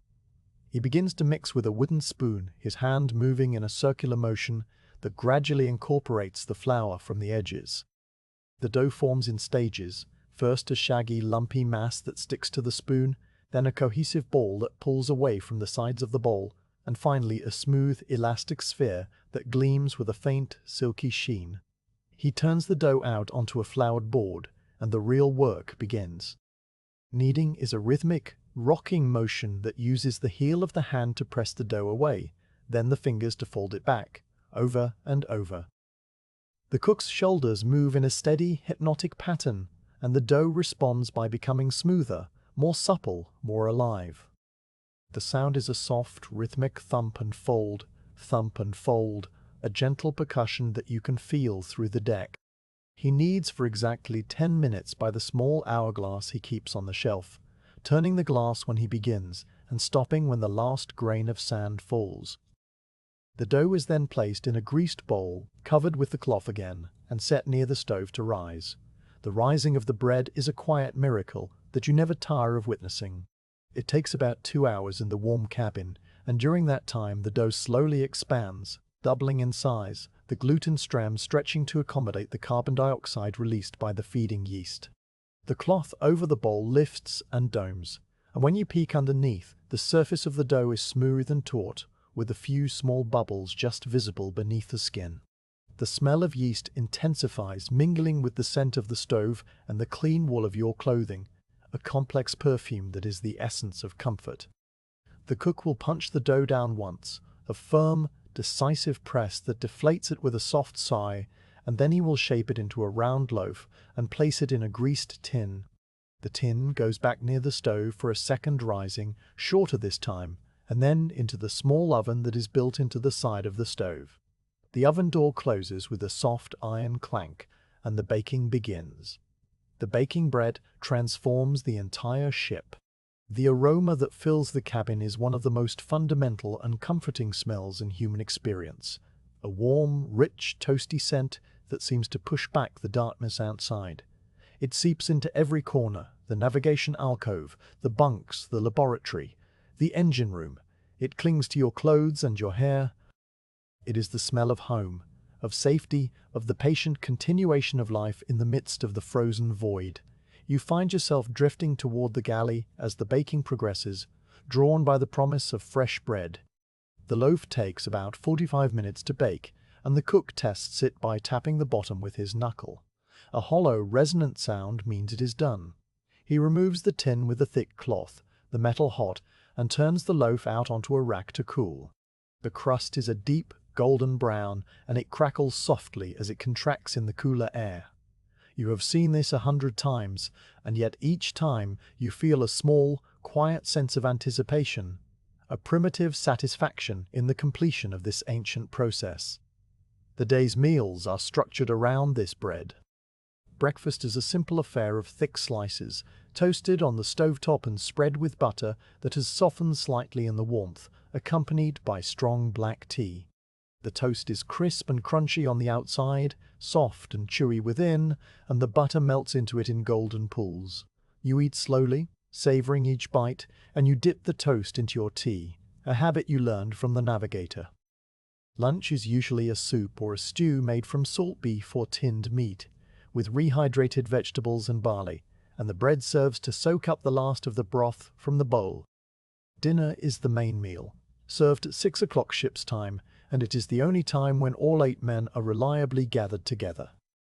The cook will have prepared something hearty, perhaps a pie with a crust made from biscuit dough, or a hash of corned beef and potatoes, or a thick pea soup with chunks of salt pork. The bread is always on the table, sliced thick and piled on a wooden board, and it passes from hand to hand around the table, each man taking a slice and passing the board along. The rhythm of the meals is slow and unhurried, a deliberate pace that stretches the experience over an hour or more. There is no need to hurry. The darkness outside is unchanging, and the clock is a gentle suggestion rather than a master. The conversation at the mess table is as much a part of the meal as the food. It is not loud or boisterous. It is a quiet, meandering flow of words that drifts from topic to topic like a lazy river. Someone might mention the barometric pressure, which has been unusually steady, and this might lead to a discussion of the weather patterns they remember from home. The doctor might describe a particular ice crystal he observed under the microscope, its dendritic arms forming a perfect hexagon, and this might lead to a philosophical musing on the geometry of nature. The engineer might recall a problem with a steam engine on a previous ship, and the solution he found after many weeks of patient trial. No one dominates the conversation. The pauses between topics are long and comfortable, filled with the soft sounds of chewing and the clink of cutlery. You listen more than you speak, and you find that the voices of the other men have become as familiar as the creaks of the ship, a gentle, human counterpoint to the vast silence outside. After dinner, the mess table does not become empty. It transforms into a space for quiet leisure. The dishes are cleared away by the cook, who washes them in a basin of hot water with the same slow, methodical care he gives to everything. The other men settle into their evening routines. One man will pull out a small sewing kit, a wooden box with a sliding lid, and begin to mend a tear in a canvas mitten or replace a button on a wool coat. The needle flashes in the lamplight, the thread pulling through the fabric with a soft, whispering sound, and the stitches are small and even, the work of someone who has mended 1,000 things at sea. Another man will open the ship's library, a shelf of books that you have all read many times, and select a volume. The library is a treasure of quiet entertainment. There is a worn copy of Charles Dickens's The Pickwick Papers, its pages soft and yellowed, the corners turned down by many hands. There is a volume of Shakespeare's plays, which the navigator reads aloud sometimes in a low, murmuring voice that puts everyone into a dreamy state. There are scientific texts, a treatise on Arctic botany with pressed specimens of mosses and lichens tucked between the pages, a manual of navigation with diagrams of celestial spheres, a geological survey of the Scottish Highlands that the doctor reads for the pleasure of its descriptions of green, rain-soaked landscapes so different from the white world outside. You sometimes take a book and read a few pages, but more often you simply sit and listen to the quiet sounds of the others, the turn of a page, the snip of scissors, the scratch of a pen. One of the men keeps a journal, a thick, leather-bound notebook with a clasp, and he writes in it every evening. He sits near the stove, his face lit by the combined glow of the lamp and the fire, and his pen moves steadily across the page. He writes in a neat flowing hand, recording the events of the day, his thoughts on the expedition, his memories of home.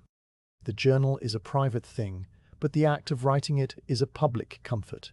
The scratch of the nib is a part of the evening soundscape, a small persistent voice that speaks of continuity and reflection. You sometimes write letters, though you know they will not be sent for many months. The letters are full of small details, the taste of the bread, the color of the aurora, the feel of the cold. Writing them is a way of fixing these experiences in your memory, and the act of putting pen to paper is as soothing as any other task. The lamp over the table is the center of the evening. Its light is a warm, golden cone that illuminates the table's surface and the faces of the men gathered around it. The shadows it casts are soft and deep, and they move slightly as the flame wavers in a draught. The glass chimney is cleaned every day by the cook, polished until it sparkles, and the light it gives is clear and steady.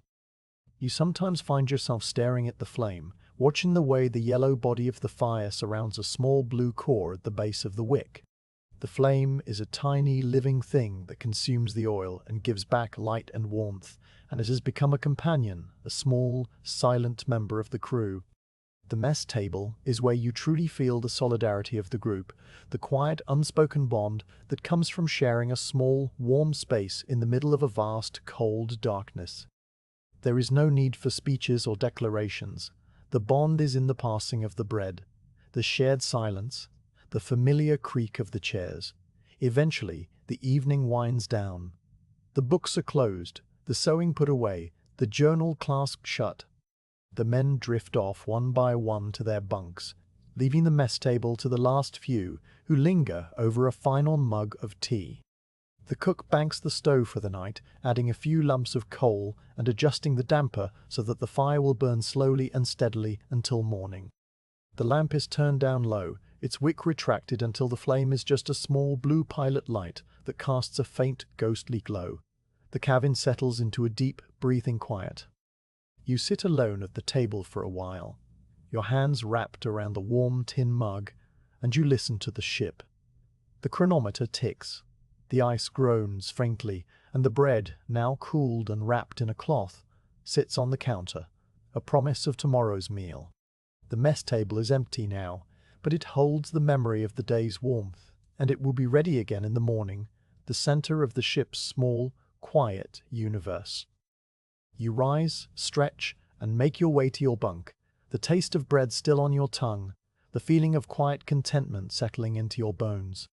The darkness outside is absolute, but inside, the ship is a nest of warmth and gentle routine, and you sleep easily, carried by the slow, steady rhythm of the daily bread. The aurora does not arrive with a flourish. It is simply there or not there, and on the nights when it chooses to appear you become aware of it as a gradual lightening of the northern sky, so faint that you might mistake it for a trick of tired eyes. You are standing on the deck during the quietest part of the ship's night, when the lanterns have been trimmed low and the other men are asleep, and you have been watching the stars for an hour, letting the familiar pattern soothe your mind.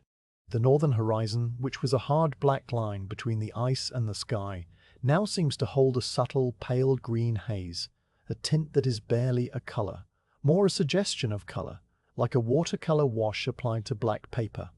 You blink and look away, then look back, and the haze is still there, steady and silent, as if the darkness itself is beginning to glow from within. This is the first sign, the quiet kindling of the aurora, and it asks for nothing but your patient attention. You settle yourself against the rail, tucking your hands deep into the pockets of your heavy coat, and you prepare to watch. The air is cold, perhaps -34, but there is no wind tonight, and the stillness makes the cold bearable. The faint glow on the horizon does not change quickly. It might remain just that, a dim greenish haze, for a full hour or more. You let your gaze rest on it softly, not staring directly, but using the peripheral vision that is most sensitive to faint light. The haze seems to breathe, subtly brightening and dimming in a rhythm that has no pattern you can discern, a slow tidal pulse that is almost hypnotic.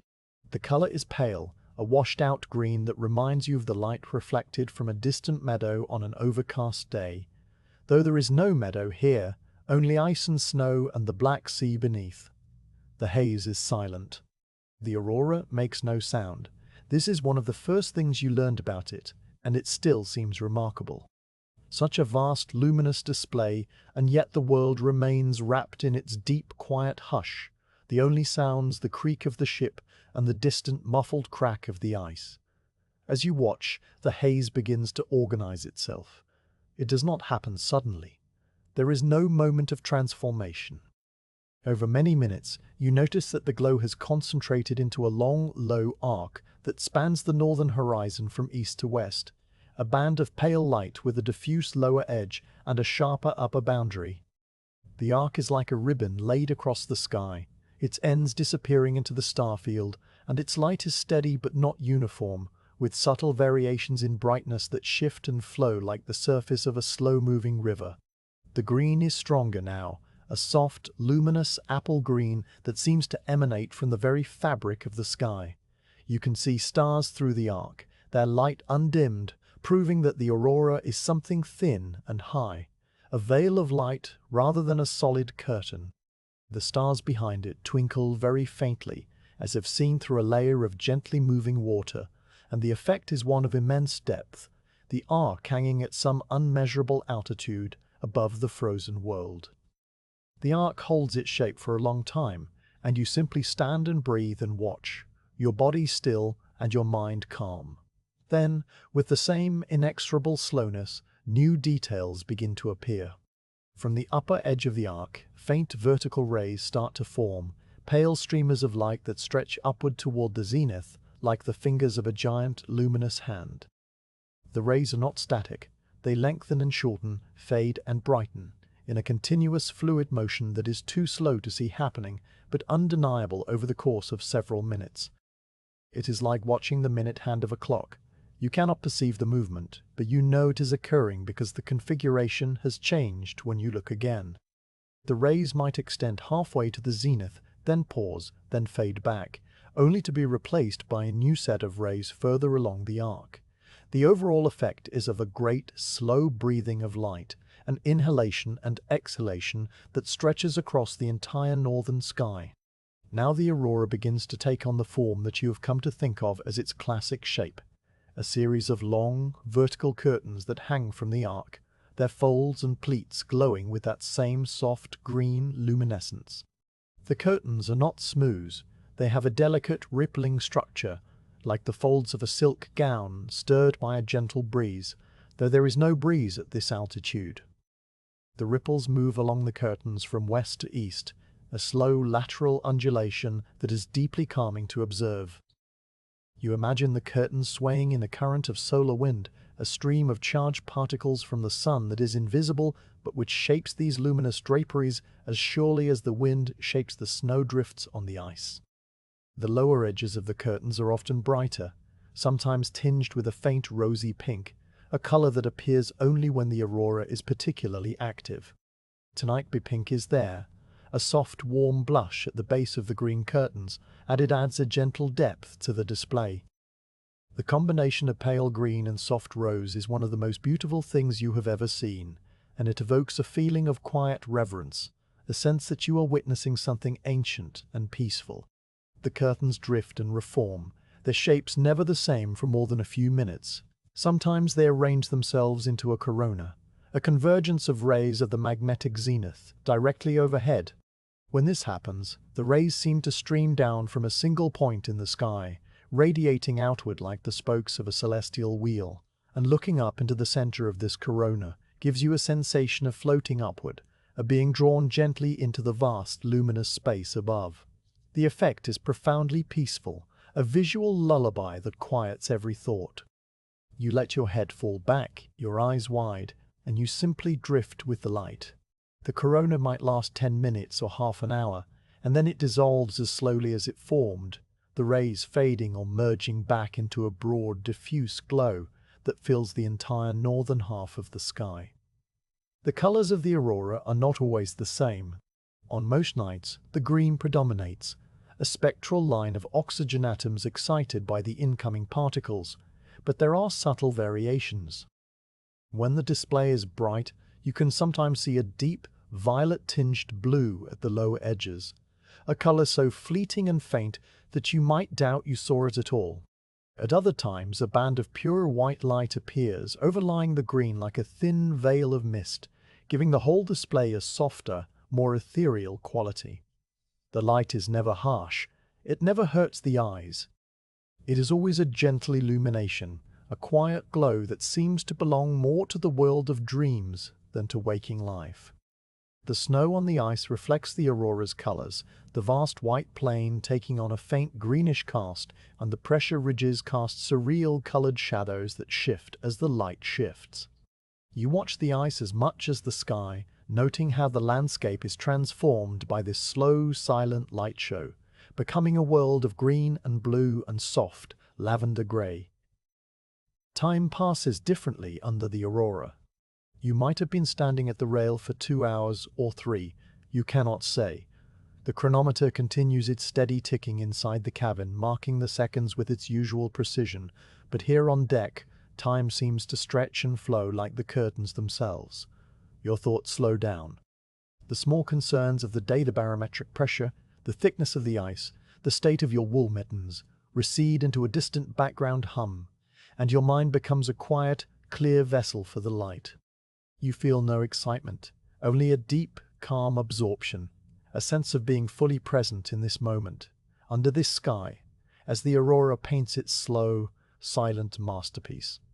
There is a profound peace in this, a release from the need to do anything or be anything. You simply watch, and the watching is enough. On some nights, the aurora extends across the entire sky, from the northern horizon to the southern, a vast glowing canopy that arches overhead. When this happens, the display is at its most immersive. The curtains stretch from east to west, their folds shimmering and rippling, and the light they cast is bright enough to read by if you had a book.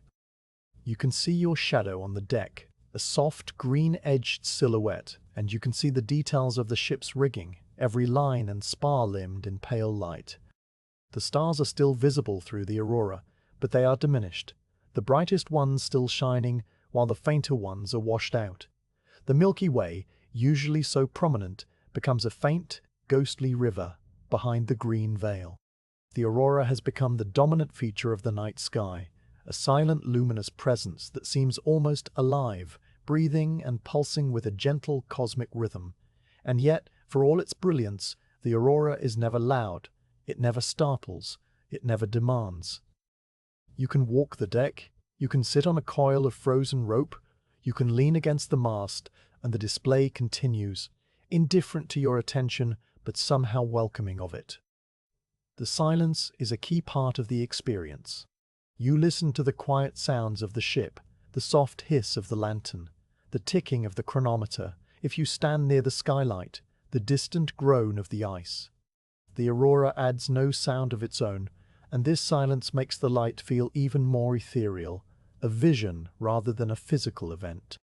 Some of the other men have come on deck now, drawn by the brightness, and they stand in their own pools of quiet, their faces upturned, their breath forming small frosty clouds.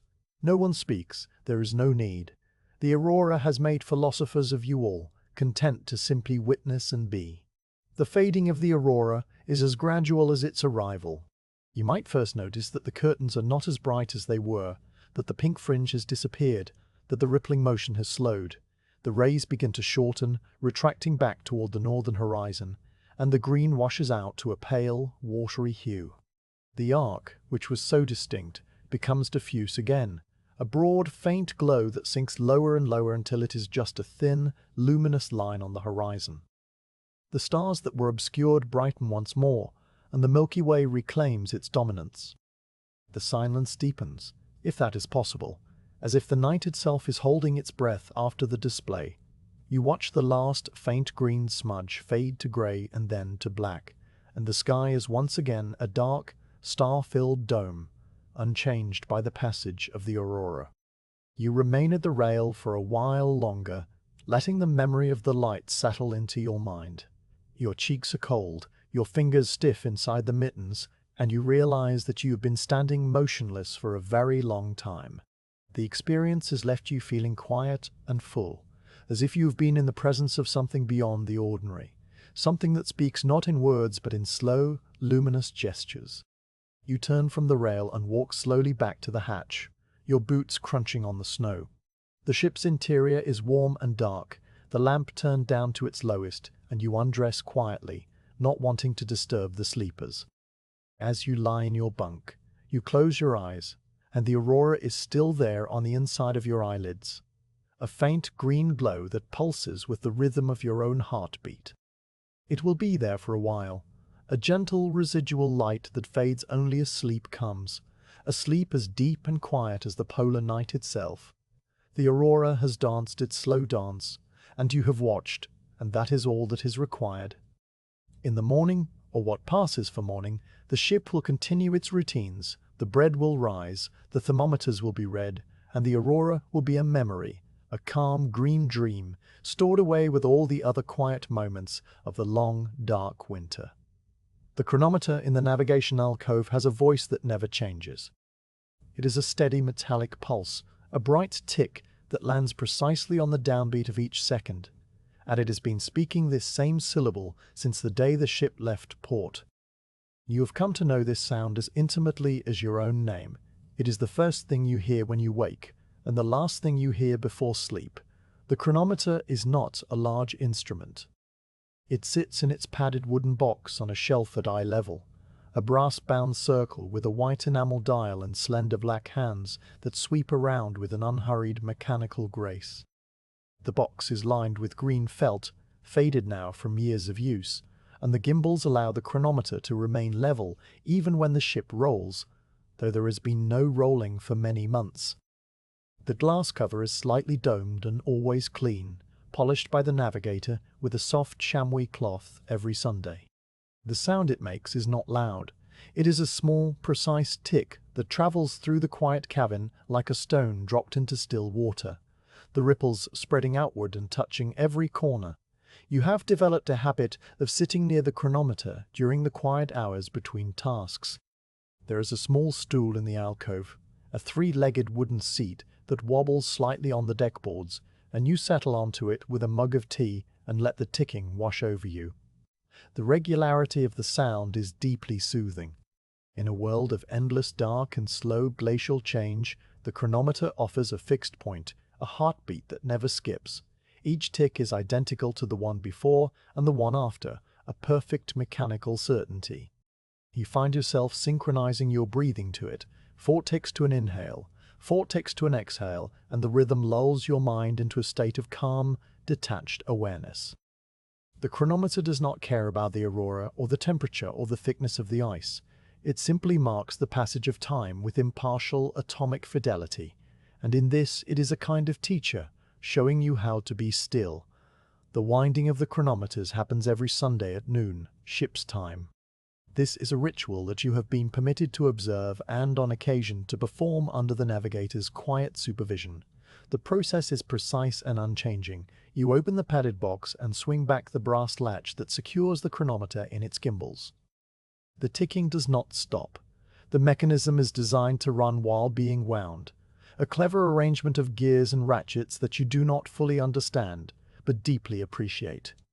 The winding key is a small brass object with a square socket, kept in a leather pouch inside the box, and you insert it into the winding arbor on the dial. The key turns smoothly, and you count the half turns, 1, 2, 3, up to 7, which is the number prescribed in the manufacturer's instructions. The resistance is gentle but firm, the mainspring coiling tighter with each turn, storing the potential energy that will drive the chronometer through another week. When you remove the key, the ticking seems slightly brighter, as if the instrument is grateful for the attention.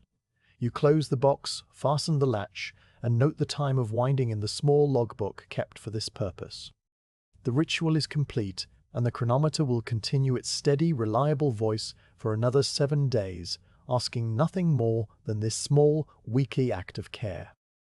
The chronometer is not the only timekeeper on the ship, but it is the most important. There are other clocks, a small wooden-cased wall clock in the main cabin, its pendulum swinging with a soft, rhythmic sway, and the hourglass that the cook uses for timing the bread, its sand running in a fine golden stream. Each has its own voice. The wall clock has a deeper, slower tick-tock, a 2-syllable sound that is more relaxed than the chronometer's crisp tick. The hourglass is silent, its sands falling with a soft, continuous hiss that you can hear only if you hold it close to your ear. Together, these timekeepers create a layered rhythm, a quiet, polyphonic marking of the hours that fills the cabin with a sense of order and continuity. You listen to them all, letting the different tempos blend and separate, a small domestic symphony of time. The turning of pages is another sound that defines the quiet hours. The ship's library, small as it is, provides an endless source of slow, peaceful occupation, and you have become a careful, unhurried reader. There is a particular pleasure in the physical act of reading, the weight of a book in your hands, the texture of the paper, the faint, musty smell of old ink and binding glue. You choose a book from the shelf and carry it to your usual seat at the mess table, angling the volume to catch the lamplight. The act of opening the book is a small ceremony, the creak of the spine, the whisper of the first page turning. The paper is often slightly rough, with deckled edges that catch the light and cast tiny shadows, and you run your finger over them before you begin to read. You read slowly, much more slowly than you used to read in the busy world of sunlight and schedules. Each sentence is allowed to unfold fully in your mind, the images forming and settling before you move on. If a paragraph is particularly dense or beautiful, you might read it twice, or simply pause and look up from the page, letting the words echo in the quiet. The book you are currently reading is an old, familiar friend, a collection of essays on the natural history of the English countryside, with chapters on hedgerows, chalk streams, and ancient oak forests. The descriptions are rich with green and gold, with the sound of birdsong and the smell of damp earth, and they transport you, gently, to a world that feels like a half-remembered dream. You read about a lane in Devon, the high banks covered in primroses and bluebells, the air thick with the scent of wild garlic, and you can almost feel the warm, soft air on your skin. The contrast with the polar night is so extreme that it becomes a pleasure in itself, a quiet mental vacation to a place of color and warmth. The act of turning the page is deliberate and slow. You lift the corner with a finger, feel the slight resistance, and then let the page fall, the sound a soft papery rustle that is one of the most peaceful noises in the world. The pages of these books have been turned many times by many hands. Some are loose in the binding, and you handle them with extra care. The paper has yellowed at the edges, and there are occasional spots of foxing, small brown speckles that speak of age and long storage. A few pages have small, neat annotations in pencil, comments left by some previous reader, and you read these too, a quiet conversation across time with an unknown companion. The reading stretches over many hours, over many days. You are in no hurry to finish the book. When you reach the end, you will simply begin another, or perhaps return to the beginning of this one and start again. The library is finite, but the experience of reading is as deep and slow as you choose to make it. Near the mess table, the meteorologist is working on his graphs. He has a large sheet of graph paper spread out before him, divided into tiny blue-gridded squares, and he is plotting the daily temperature readings with a sharp pencil. The scratch of the pencil on the paper is a soft, persistent sound, a faint, gritty whisper that underlies the other noises of the cabin. He works with a ruler and a pair of dividers, measuring and marking with an unhurried precision. The graph takes shape slowly, a line that rises and falls in gentle, undulating waves, the record of the winter's pulse. The line has been remarkably steady for the past week, hovering around -34, with only a slight dip to -38 during the deep cold of 3 nights ago. You watch him work, and the motion of his hand is rhythmic, almost hypnotic. The graph is a visual echo of the chronometer's ticking, a spatial representation of the same steady flow of time, and looking at it gives you a similar feeling of calm order. You sometimes trace the wood grain on the mess table with a finger, a mindless, soothing habit. The oat planks have a rich, complex grain that swirls and loops in patterns that you have come to know by heart. There is a knot near your usual seat, a dark oval whorl that looks like a small eye, and you find yourself touching it whenever you sit down. The wood is warm from the stove and smooth from years of polishing, and the tactile sensation is grounding, a simple physical pleasure that requires no thought. You trace the grain slowly, following the lines as they curve and branch, and your mind quiets, the touch of the wood becoming a kind of meditation. Listening is the true occupation of these quiet hours. You have become a connoisseur of small sounds, the tiny domestic noises that fill the cabin and the ship. The creak of a bunk when someone turns over in sleep, a low wooden groan followed by a sigh of settling blankets. The distant pop of contracting ice deep in the ship's frame, a sharp, percussive sound that echoes faintly through the hull. The soft, rhythmic hiss of the stove as a piece of coal shifts and releases a puff of gas. The wind in the rigging, a low, variable hum that rises and falls with the gusts. The footsteps of the man on watch on the deck above, a muffled, steady crunch of boots on snow that passes directly over your head and then fades toward the bow. Each sound is a small event in the vast quiet, a reminder that the ship is alive, that you are not alone, that the world continues its slow, patient turning. The chronometer ticks, a page turns, the pencil scratches, the stove hisses, the ice pops, the bunk creaks. These sounds are the vocabulary of the long night, a language that you have learned to understand without words. They speak of time passing, of warmth holding, of the ship enduring, of your companions resting. They speak of patience and stillness and the quiet accumulation of moments. You listen, and the listening fills you with a deep, abiding calm, a sense of being exactly where you are supposed to be, doing exactly what you are supposed to do. There is no urgency in this world, no demand for action or achievement. There is only the ticking of the clock and the turning of the pages, and that is enough.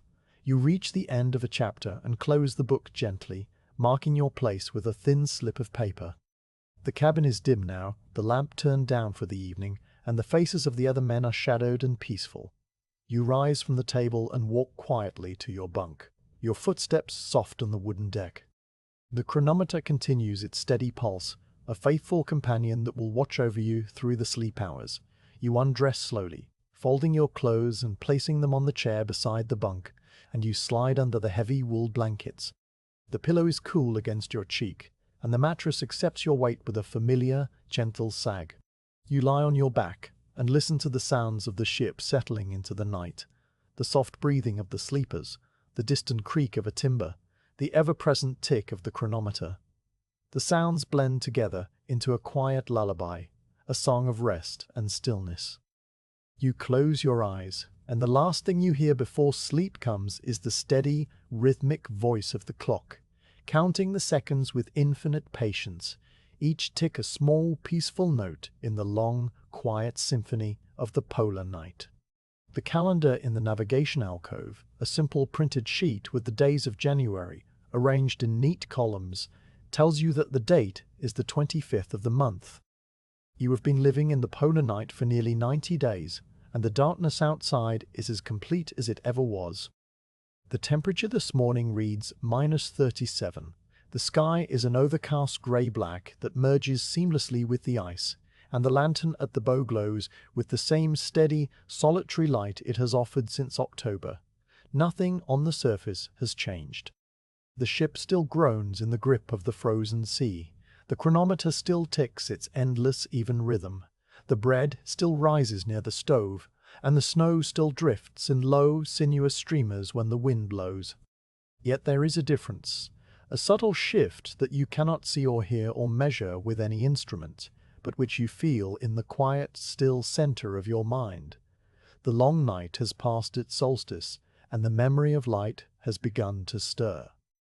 You first notice this not as an external event, but as an internal one. You are sitting at the mess table, a mug of tea cooling between your hands, and you find yourself thinking of sunlight. The thought is not a conscious effort of recollection. It rises unbidden, a gentle, involuntary image that surfaces like a bubble from the deep waters of memory. You remember the warmth of the sun on your face, a sensation that now seems impossibly distant, belonging to a different lifetime. It was a particular kind of warmth, different from the radiant heat of the stove or the trapped warmth of your wool clothing.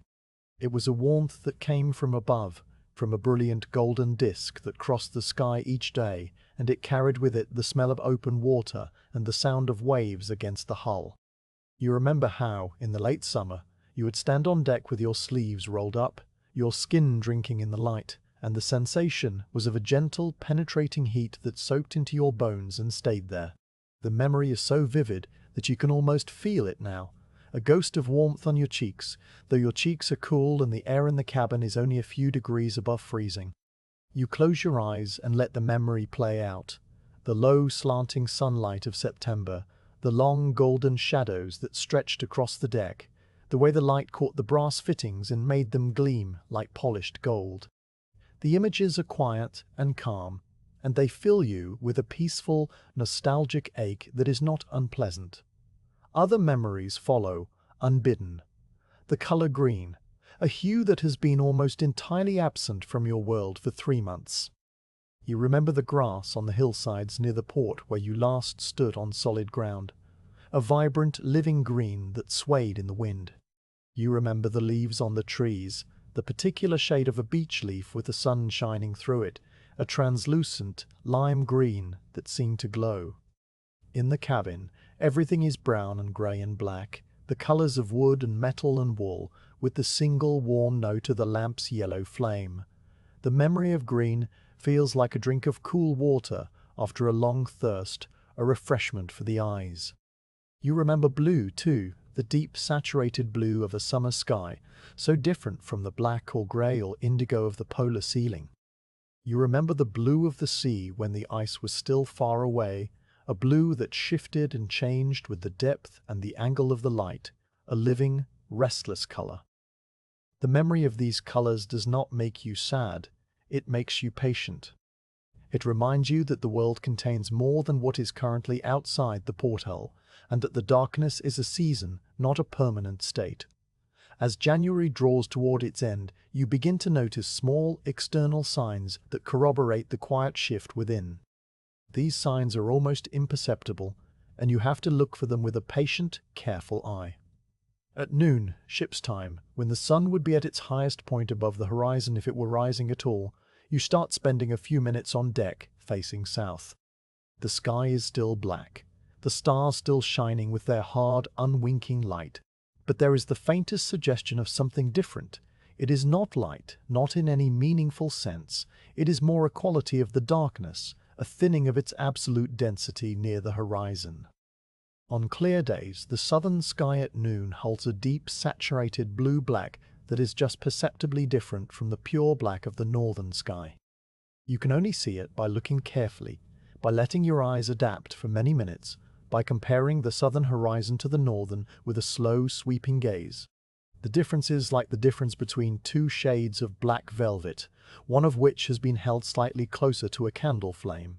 It is so subtle that you doubt your own perception, and you say nothing to the other men for several days, wanting to confirm the observation. But the other men have noticed too. The navigator, who studies the sky with professional attention, mentions it first. He is standing beside you on the deck, his breath forming slow, deliberate clouds, and he gestures with a mittened hand toward the southern meridian. The stars at the zenith, he says quietly, are still as bright as ever, but the very faintest stars near the southern horizon, the ones he used to be able to pick out on the clearest nights, are no longer visible. They have been swallowed by the faint, nascent twilight. The twilight is not bright enough to illuminate the ice. The snow remains a dark, featureless plain, and the pressure ridges are invisible. But it is there, a tiny, incremental brightening that marks the sky's slow, inexorable tilt back toward the sun.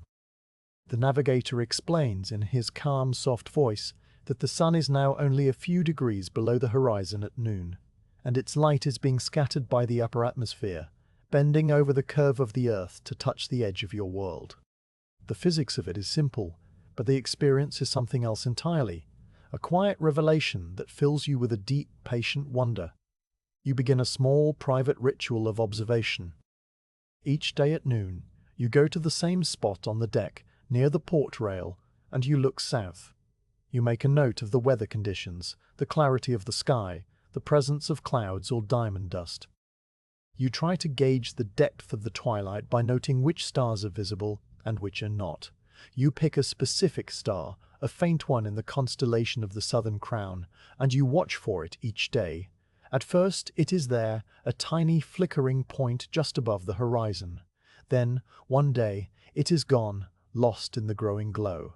The disappearance of that star is a milestone, a quiet, personal victory. You do not celebrate. You simply stand and absorb the fact, letting it settle into your awareness. The darkness is retreating, not with a dramatic charge, but with a slow, graceful withdrawal, and you are witnessing the very first steps of that retreat. The change is not steady. There are days when the overcast returns, thick and grey, and the noon hour is as dark as any other. On those days, the memory of light retreats, and you feel a slight, dull weight in your chest, a quiet reminder of the long months still ahead. But then the clouds clear, and the faint blue-black glow returns, a little brighter than before, or so it seems. The pattern is a slow oscillation, a 2 steps forward, 1 step back rhythm that matches the unpredictable moods of the polar atmosphere. You learn to accept the dark days with the same patience as the brightening ones, knowing that the trend over time is in one direction only. The Earth is swinging on its great ellipse, and the northern hemisphere is tilting, degree by degree, toward the sun. The physics of this motion is as reliable as the ticking of the chronometer, and you trust it completely. As the twilight deepens over the course of many days, you begin to make more deliberate preparations. The navigator has mentioned the artificial horizon, an instrument that will allow you to take a sun sight even when the true horizon is obscured by ice. The artificial horizon is a simple device, a shallow tray filled with mercury, which settles into a perfectly level, reflective surface. By measuring the angle between the sun and its reflection, and then halving that angle, you can determine the sun's altitude without needing to see the jagged, irregular line of the ice. The mercury is stored in a heavy iron flask, and the tray is kept in a padded case. You help the navigator retrieve these items from the storage hold, carrying them carefully up to the cabin. The tray is made of brass, and you polish it with a soft cloth until it gleams, removing the faint tarnish that has accumulated during its months of disuse. The mercury, when you pour a small amount into the tray, forms a perfect silver mirror that reflects the cabin's lamplight like a pool of liquid metal. The sight is mesmerizing, and you spend a few minutes simply looking at the reflection, watching the tiny ripples settle into perfect stillness. The navigator shows you how to shield the tray from the wind with a small folding screen made of canvas and wood, and you practice setting it up on the deck, your fingers stiff in the cold, but your movements careful and precise. The sextant, too, is brought out and examined. This instrument is the most delicate on the ship, a precision device of brass and silver with a graduated arc and a small telescope. The navigator handles it with a reverence that borders on tenderness, checking the mirrors for alignment, adjusting the micrometer drum, polishing the lenses with a special lint-free cloth. You are allowed to hold it, to feel its weight and balance, and you practice bringing the sun down to the artificial horizon in a series of imaginary sights. The process is slow and methodical, a dance of tiny adjustments, and it requires a steady hand and a patient eye. You spend many hours at this practice, the sextant cold against your face, the eyepiece fogging with your breath, the imagined sun, a brilliant, unseen presence just below the horizon. The work is absorbing and deeply calming, a practical meditation on the return of light. The memory of light is not just visual, it is also physical. You remember the sensation of the sun's warmth loosening your muscles, the way you could stand on deck without a heavy coat and feel the breeze on your bare arms. You remember the long, slow sunsets of the autumn, the sky painted in layers of rose and gold and pale green, the colors reflecting off the open leads of water and the floating ice. You remember the sound of water dripping from the rigging as the midday sun melted the frost, a soft, musical plinking that filled the ship with a sense of thaw. These memories are a store of quiet pleasure, and you draw on them often, letting them fill the dark hours with a gentle anticipatory light. The memories do not make the present darkness harder to bear, they make it easier, because they are evidence that the darkness is temporary, a phase in a larger cycle. The other men share this quiet shift in mood. There is no outward change in their routines. The thermometers are read, the bread is baked, the logbook is filled, the watches are walked.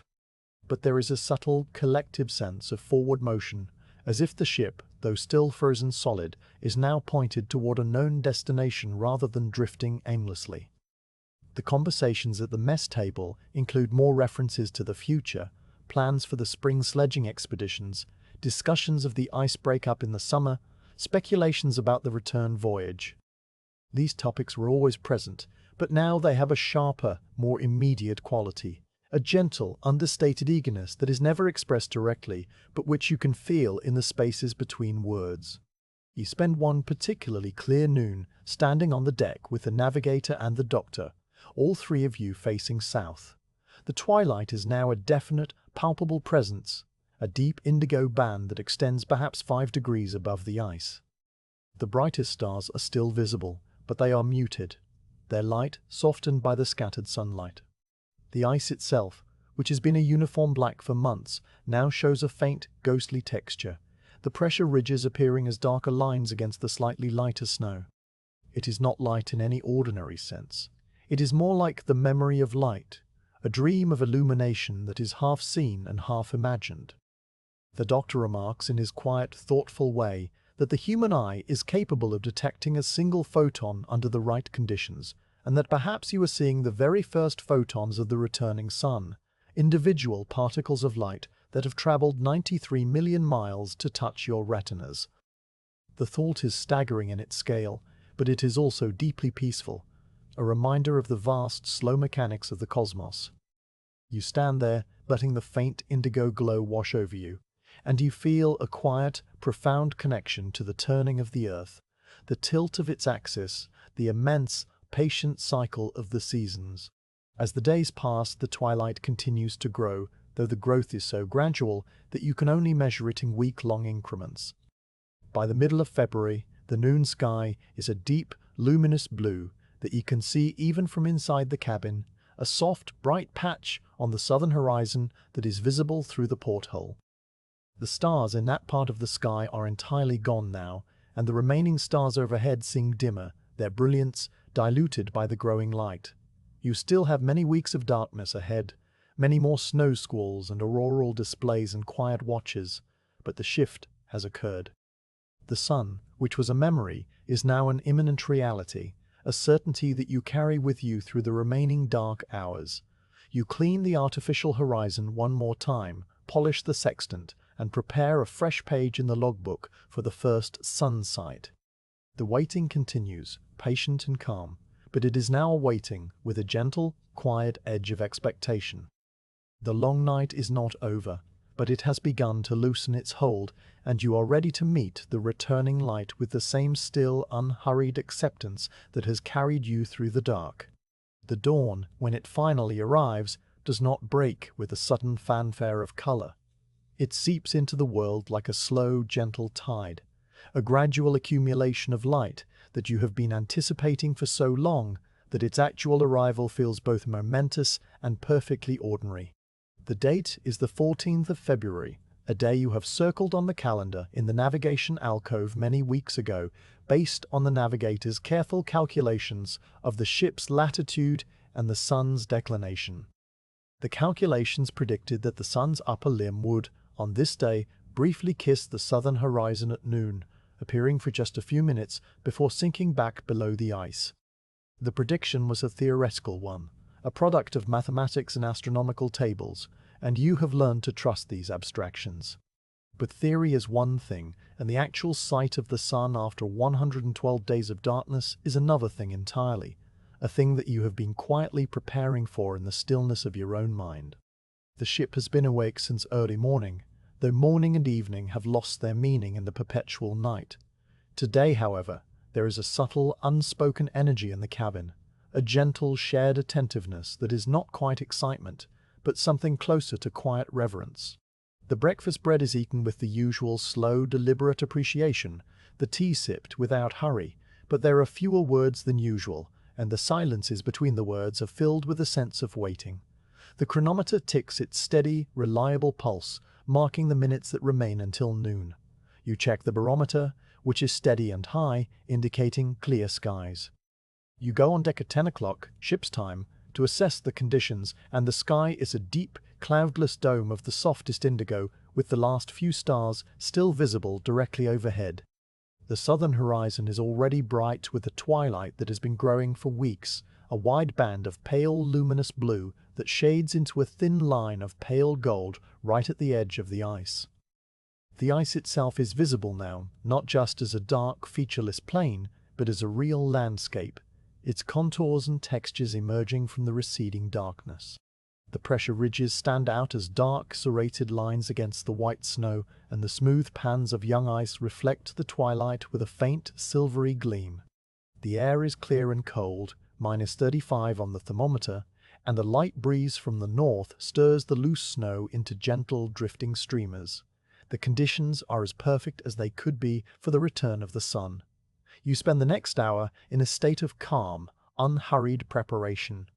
The artificial horizon is carried out onto the deck and set up on a flat, stable platform that has been cleared of snow. The tray is filled with a fresh pour of mercury, the liquid metal settling into a perfect, motionless mirror that reflects the pale blue of the sky. The small canvas screen is erected around it, its wooden frame clicking together with the familiarity of long practice. The sextant is brought out, its lenses polished one final time, and it sits on a padded stand near the rail, ready for the navigator's hand. The other men have found their places on the deck, scattered along the rail in their heavy coats and fur hoods, their breath forming slow, steady clouds. No one speaks.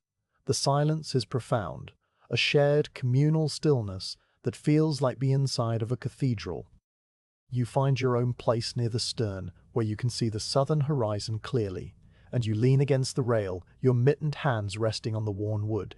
The light continues to grow, so slowly that the change is imperceptible from one moment to the next, but undeniable when you look away and then look back. The gold line on the horizon has thickened and brightened, and above it the sky grades through pale green to soft blue to the deep indigo of the zenith.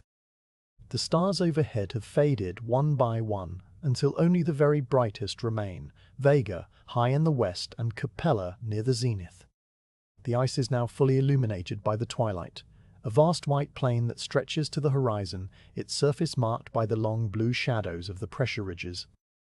The shadows are a sight you have not seen for over 100 days, and they are shockingly beautiful, deep and sharp-edged, a visual proof of the existence of directional light. The world is no longer a monochrome of black and grey. It has color, subtle and pale, but unmistakably present. The blue of the sky, the white of the snow, the faint rosy tint that is beginning to appear on the undersides of the highest, thinnest clouds. You drink in these colors with a quiet, thirsty gaze, your eyes so accustomed to the darkness that the twilight feels almost like full daylight. The navigator raises the sextant to his eye, his movements slow and deliberate.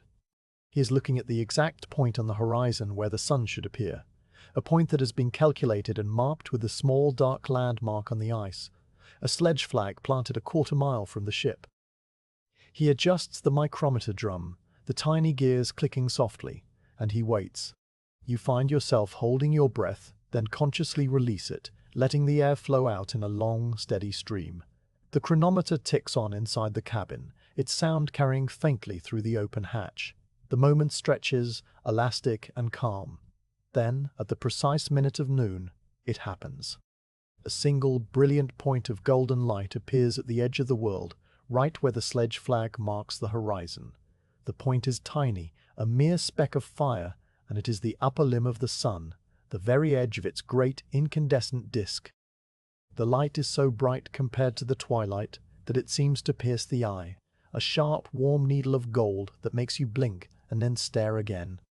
The speck grows, slowly, as the sun rolls sideways along the horizon, its flattened, distorted shape a consequence of the extreme refraction of the thick, cold air.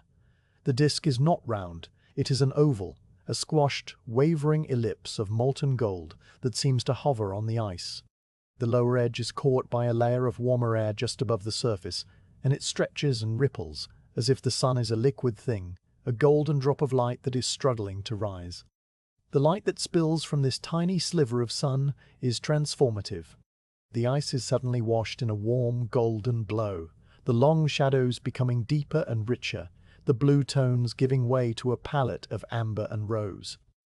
The ship's rigging, which has been a pale grey silhouette, is now a network of dark lines against the brightening sky, each frozen strand catching the light and holding it like a thread of spun gold. The faces of the men at the rail are illuminated, their features visible for the first time in natural light, and they are all turned toward the sun with expressions of quiet, profound attention. The navigator is still at the sextant, his eye to the telescope, his hand turning the micrometer with tiny, precise adjustments. He calls out the altitude, a number that you record in the logbook without looking down, your eyes fixed on the horizon. The sun is climbing barely, its lower limb now visibly separated from the ice, a sliver of fire that seems to float on a cushion of refracted light. The minutes pass, slow and eternal. The sun's disk, still flattened and distorted, continues its slow horizontal slide. You can see the sunspots now, two small dark blemishes on the golden surface, a detail that makes the sun feel real and close. The light is warm on your face, a gentle, radiant heat that you can feel even through the cold air. It is the same warmth you have been remembering for months, the warmth that was a ghost in your mind, And now it is here, real and physical, touching your skin with a delicate golden pressure. You close your eyes and let the light fall on your eyelids, and the inside of your vision is a warm orange glow. The feeling is of homecoming, of a long, patient journey finally reaching its quiet destination. You open your eyes again, not wanting to miss a single second of the sight. And then, as quietly as it arrived, the sun begins to sink. The lower limb touches the ice again, the golden oval flattening further, and the disk seems to melt into the horizon, the light dimming from brilliant gold to deep orange to a thin, fiery line that stretches along the edge of the world. The line contracts to a point, the point that was the upper limb, and then the point is gone. The horizon is empty. The twilight, which seemed so bright before the sun appeared, now seems suddenly dim, a soft blue-grey wash that lacks the piercing brilliance of the sun's direct light. The stars begin to reappear, Vega first, then Capella, then the fainter ones, and the sky settles back into its familiar dark blue dome. The whole event has lasted 7 minutes, according to the chronometer, but the experience was timeless, a small eternity of gold and warmth that has left you feeling quiet and full. You stand at the rail for a long time after the sun has gone. The other men are slowly dispersing, returning to their tasks, but they move with a gentle, unhurried step, and the silence on deck remains deep and peaceful.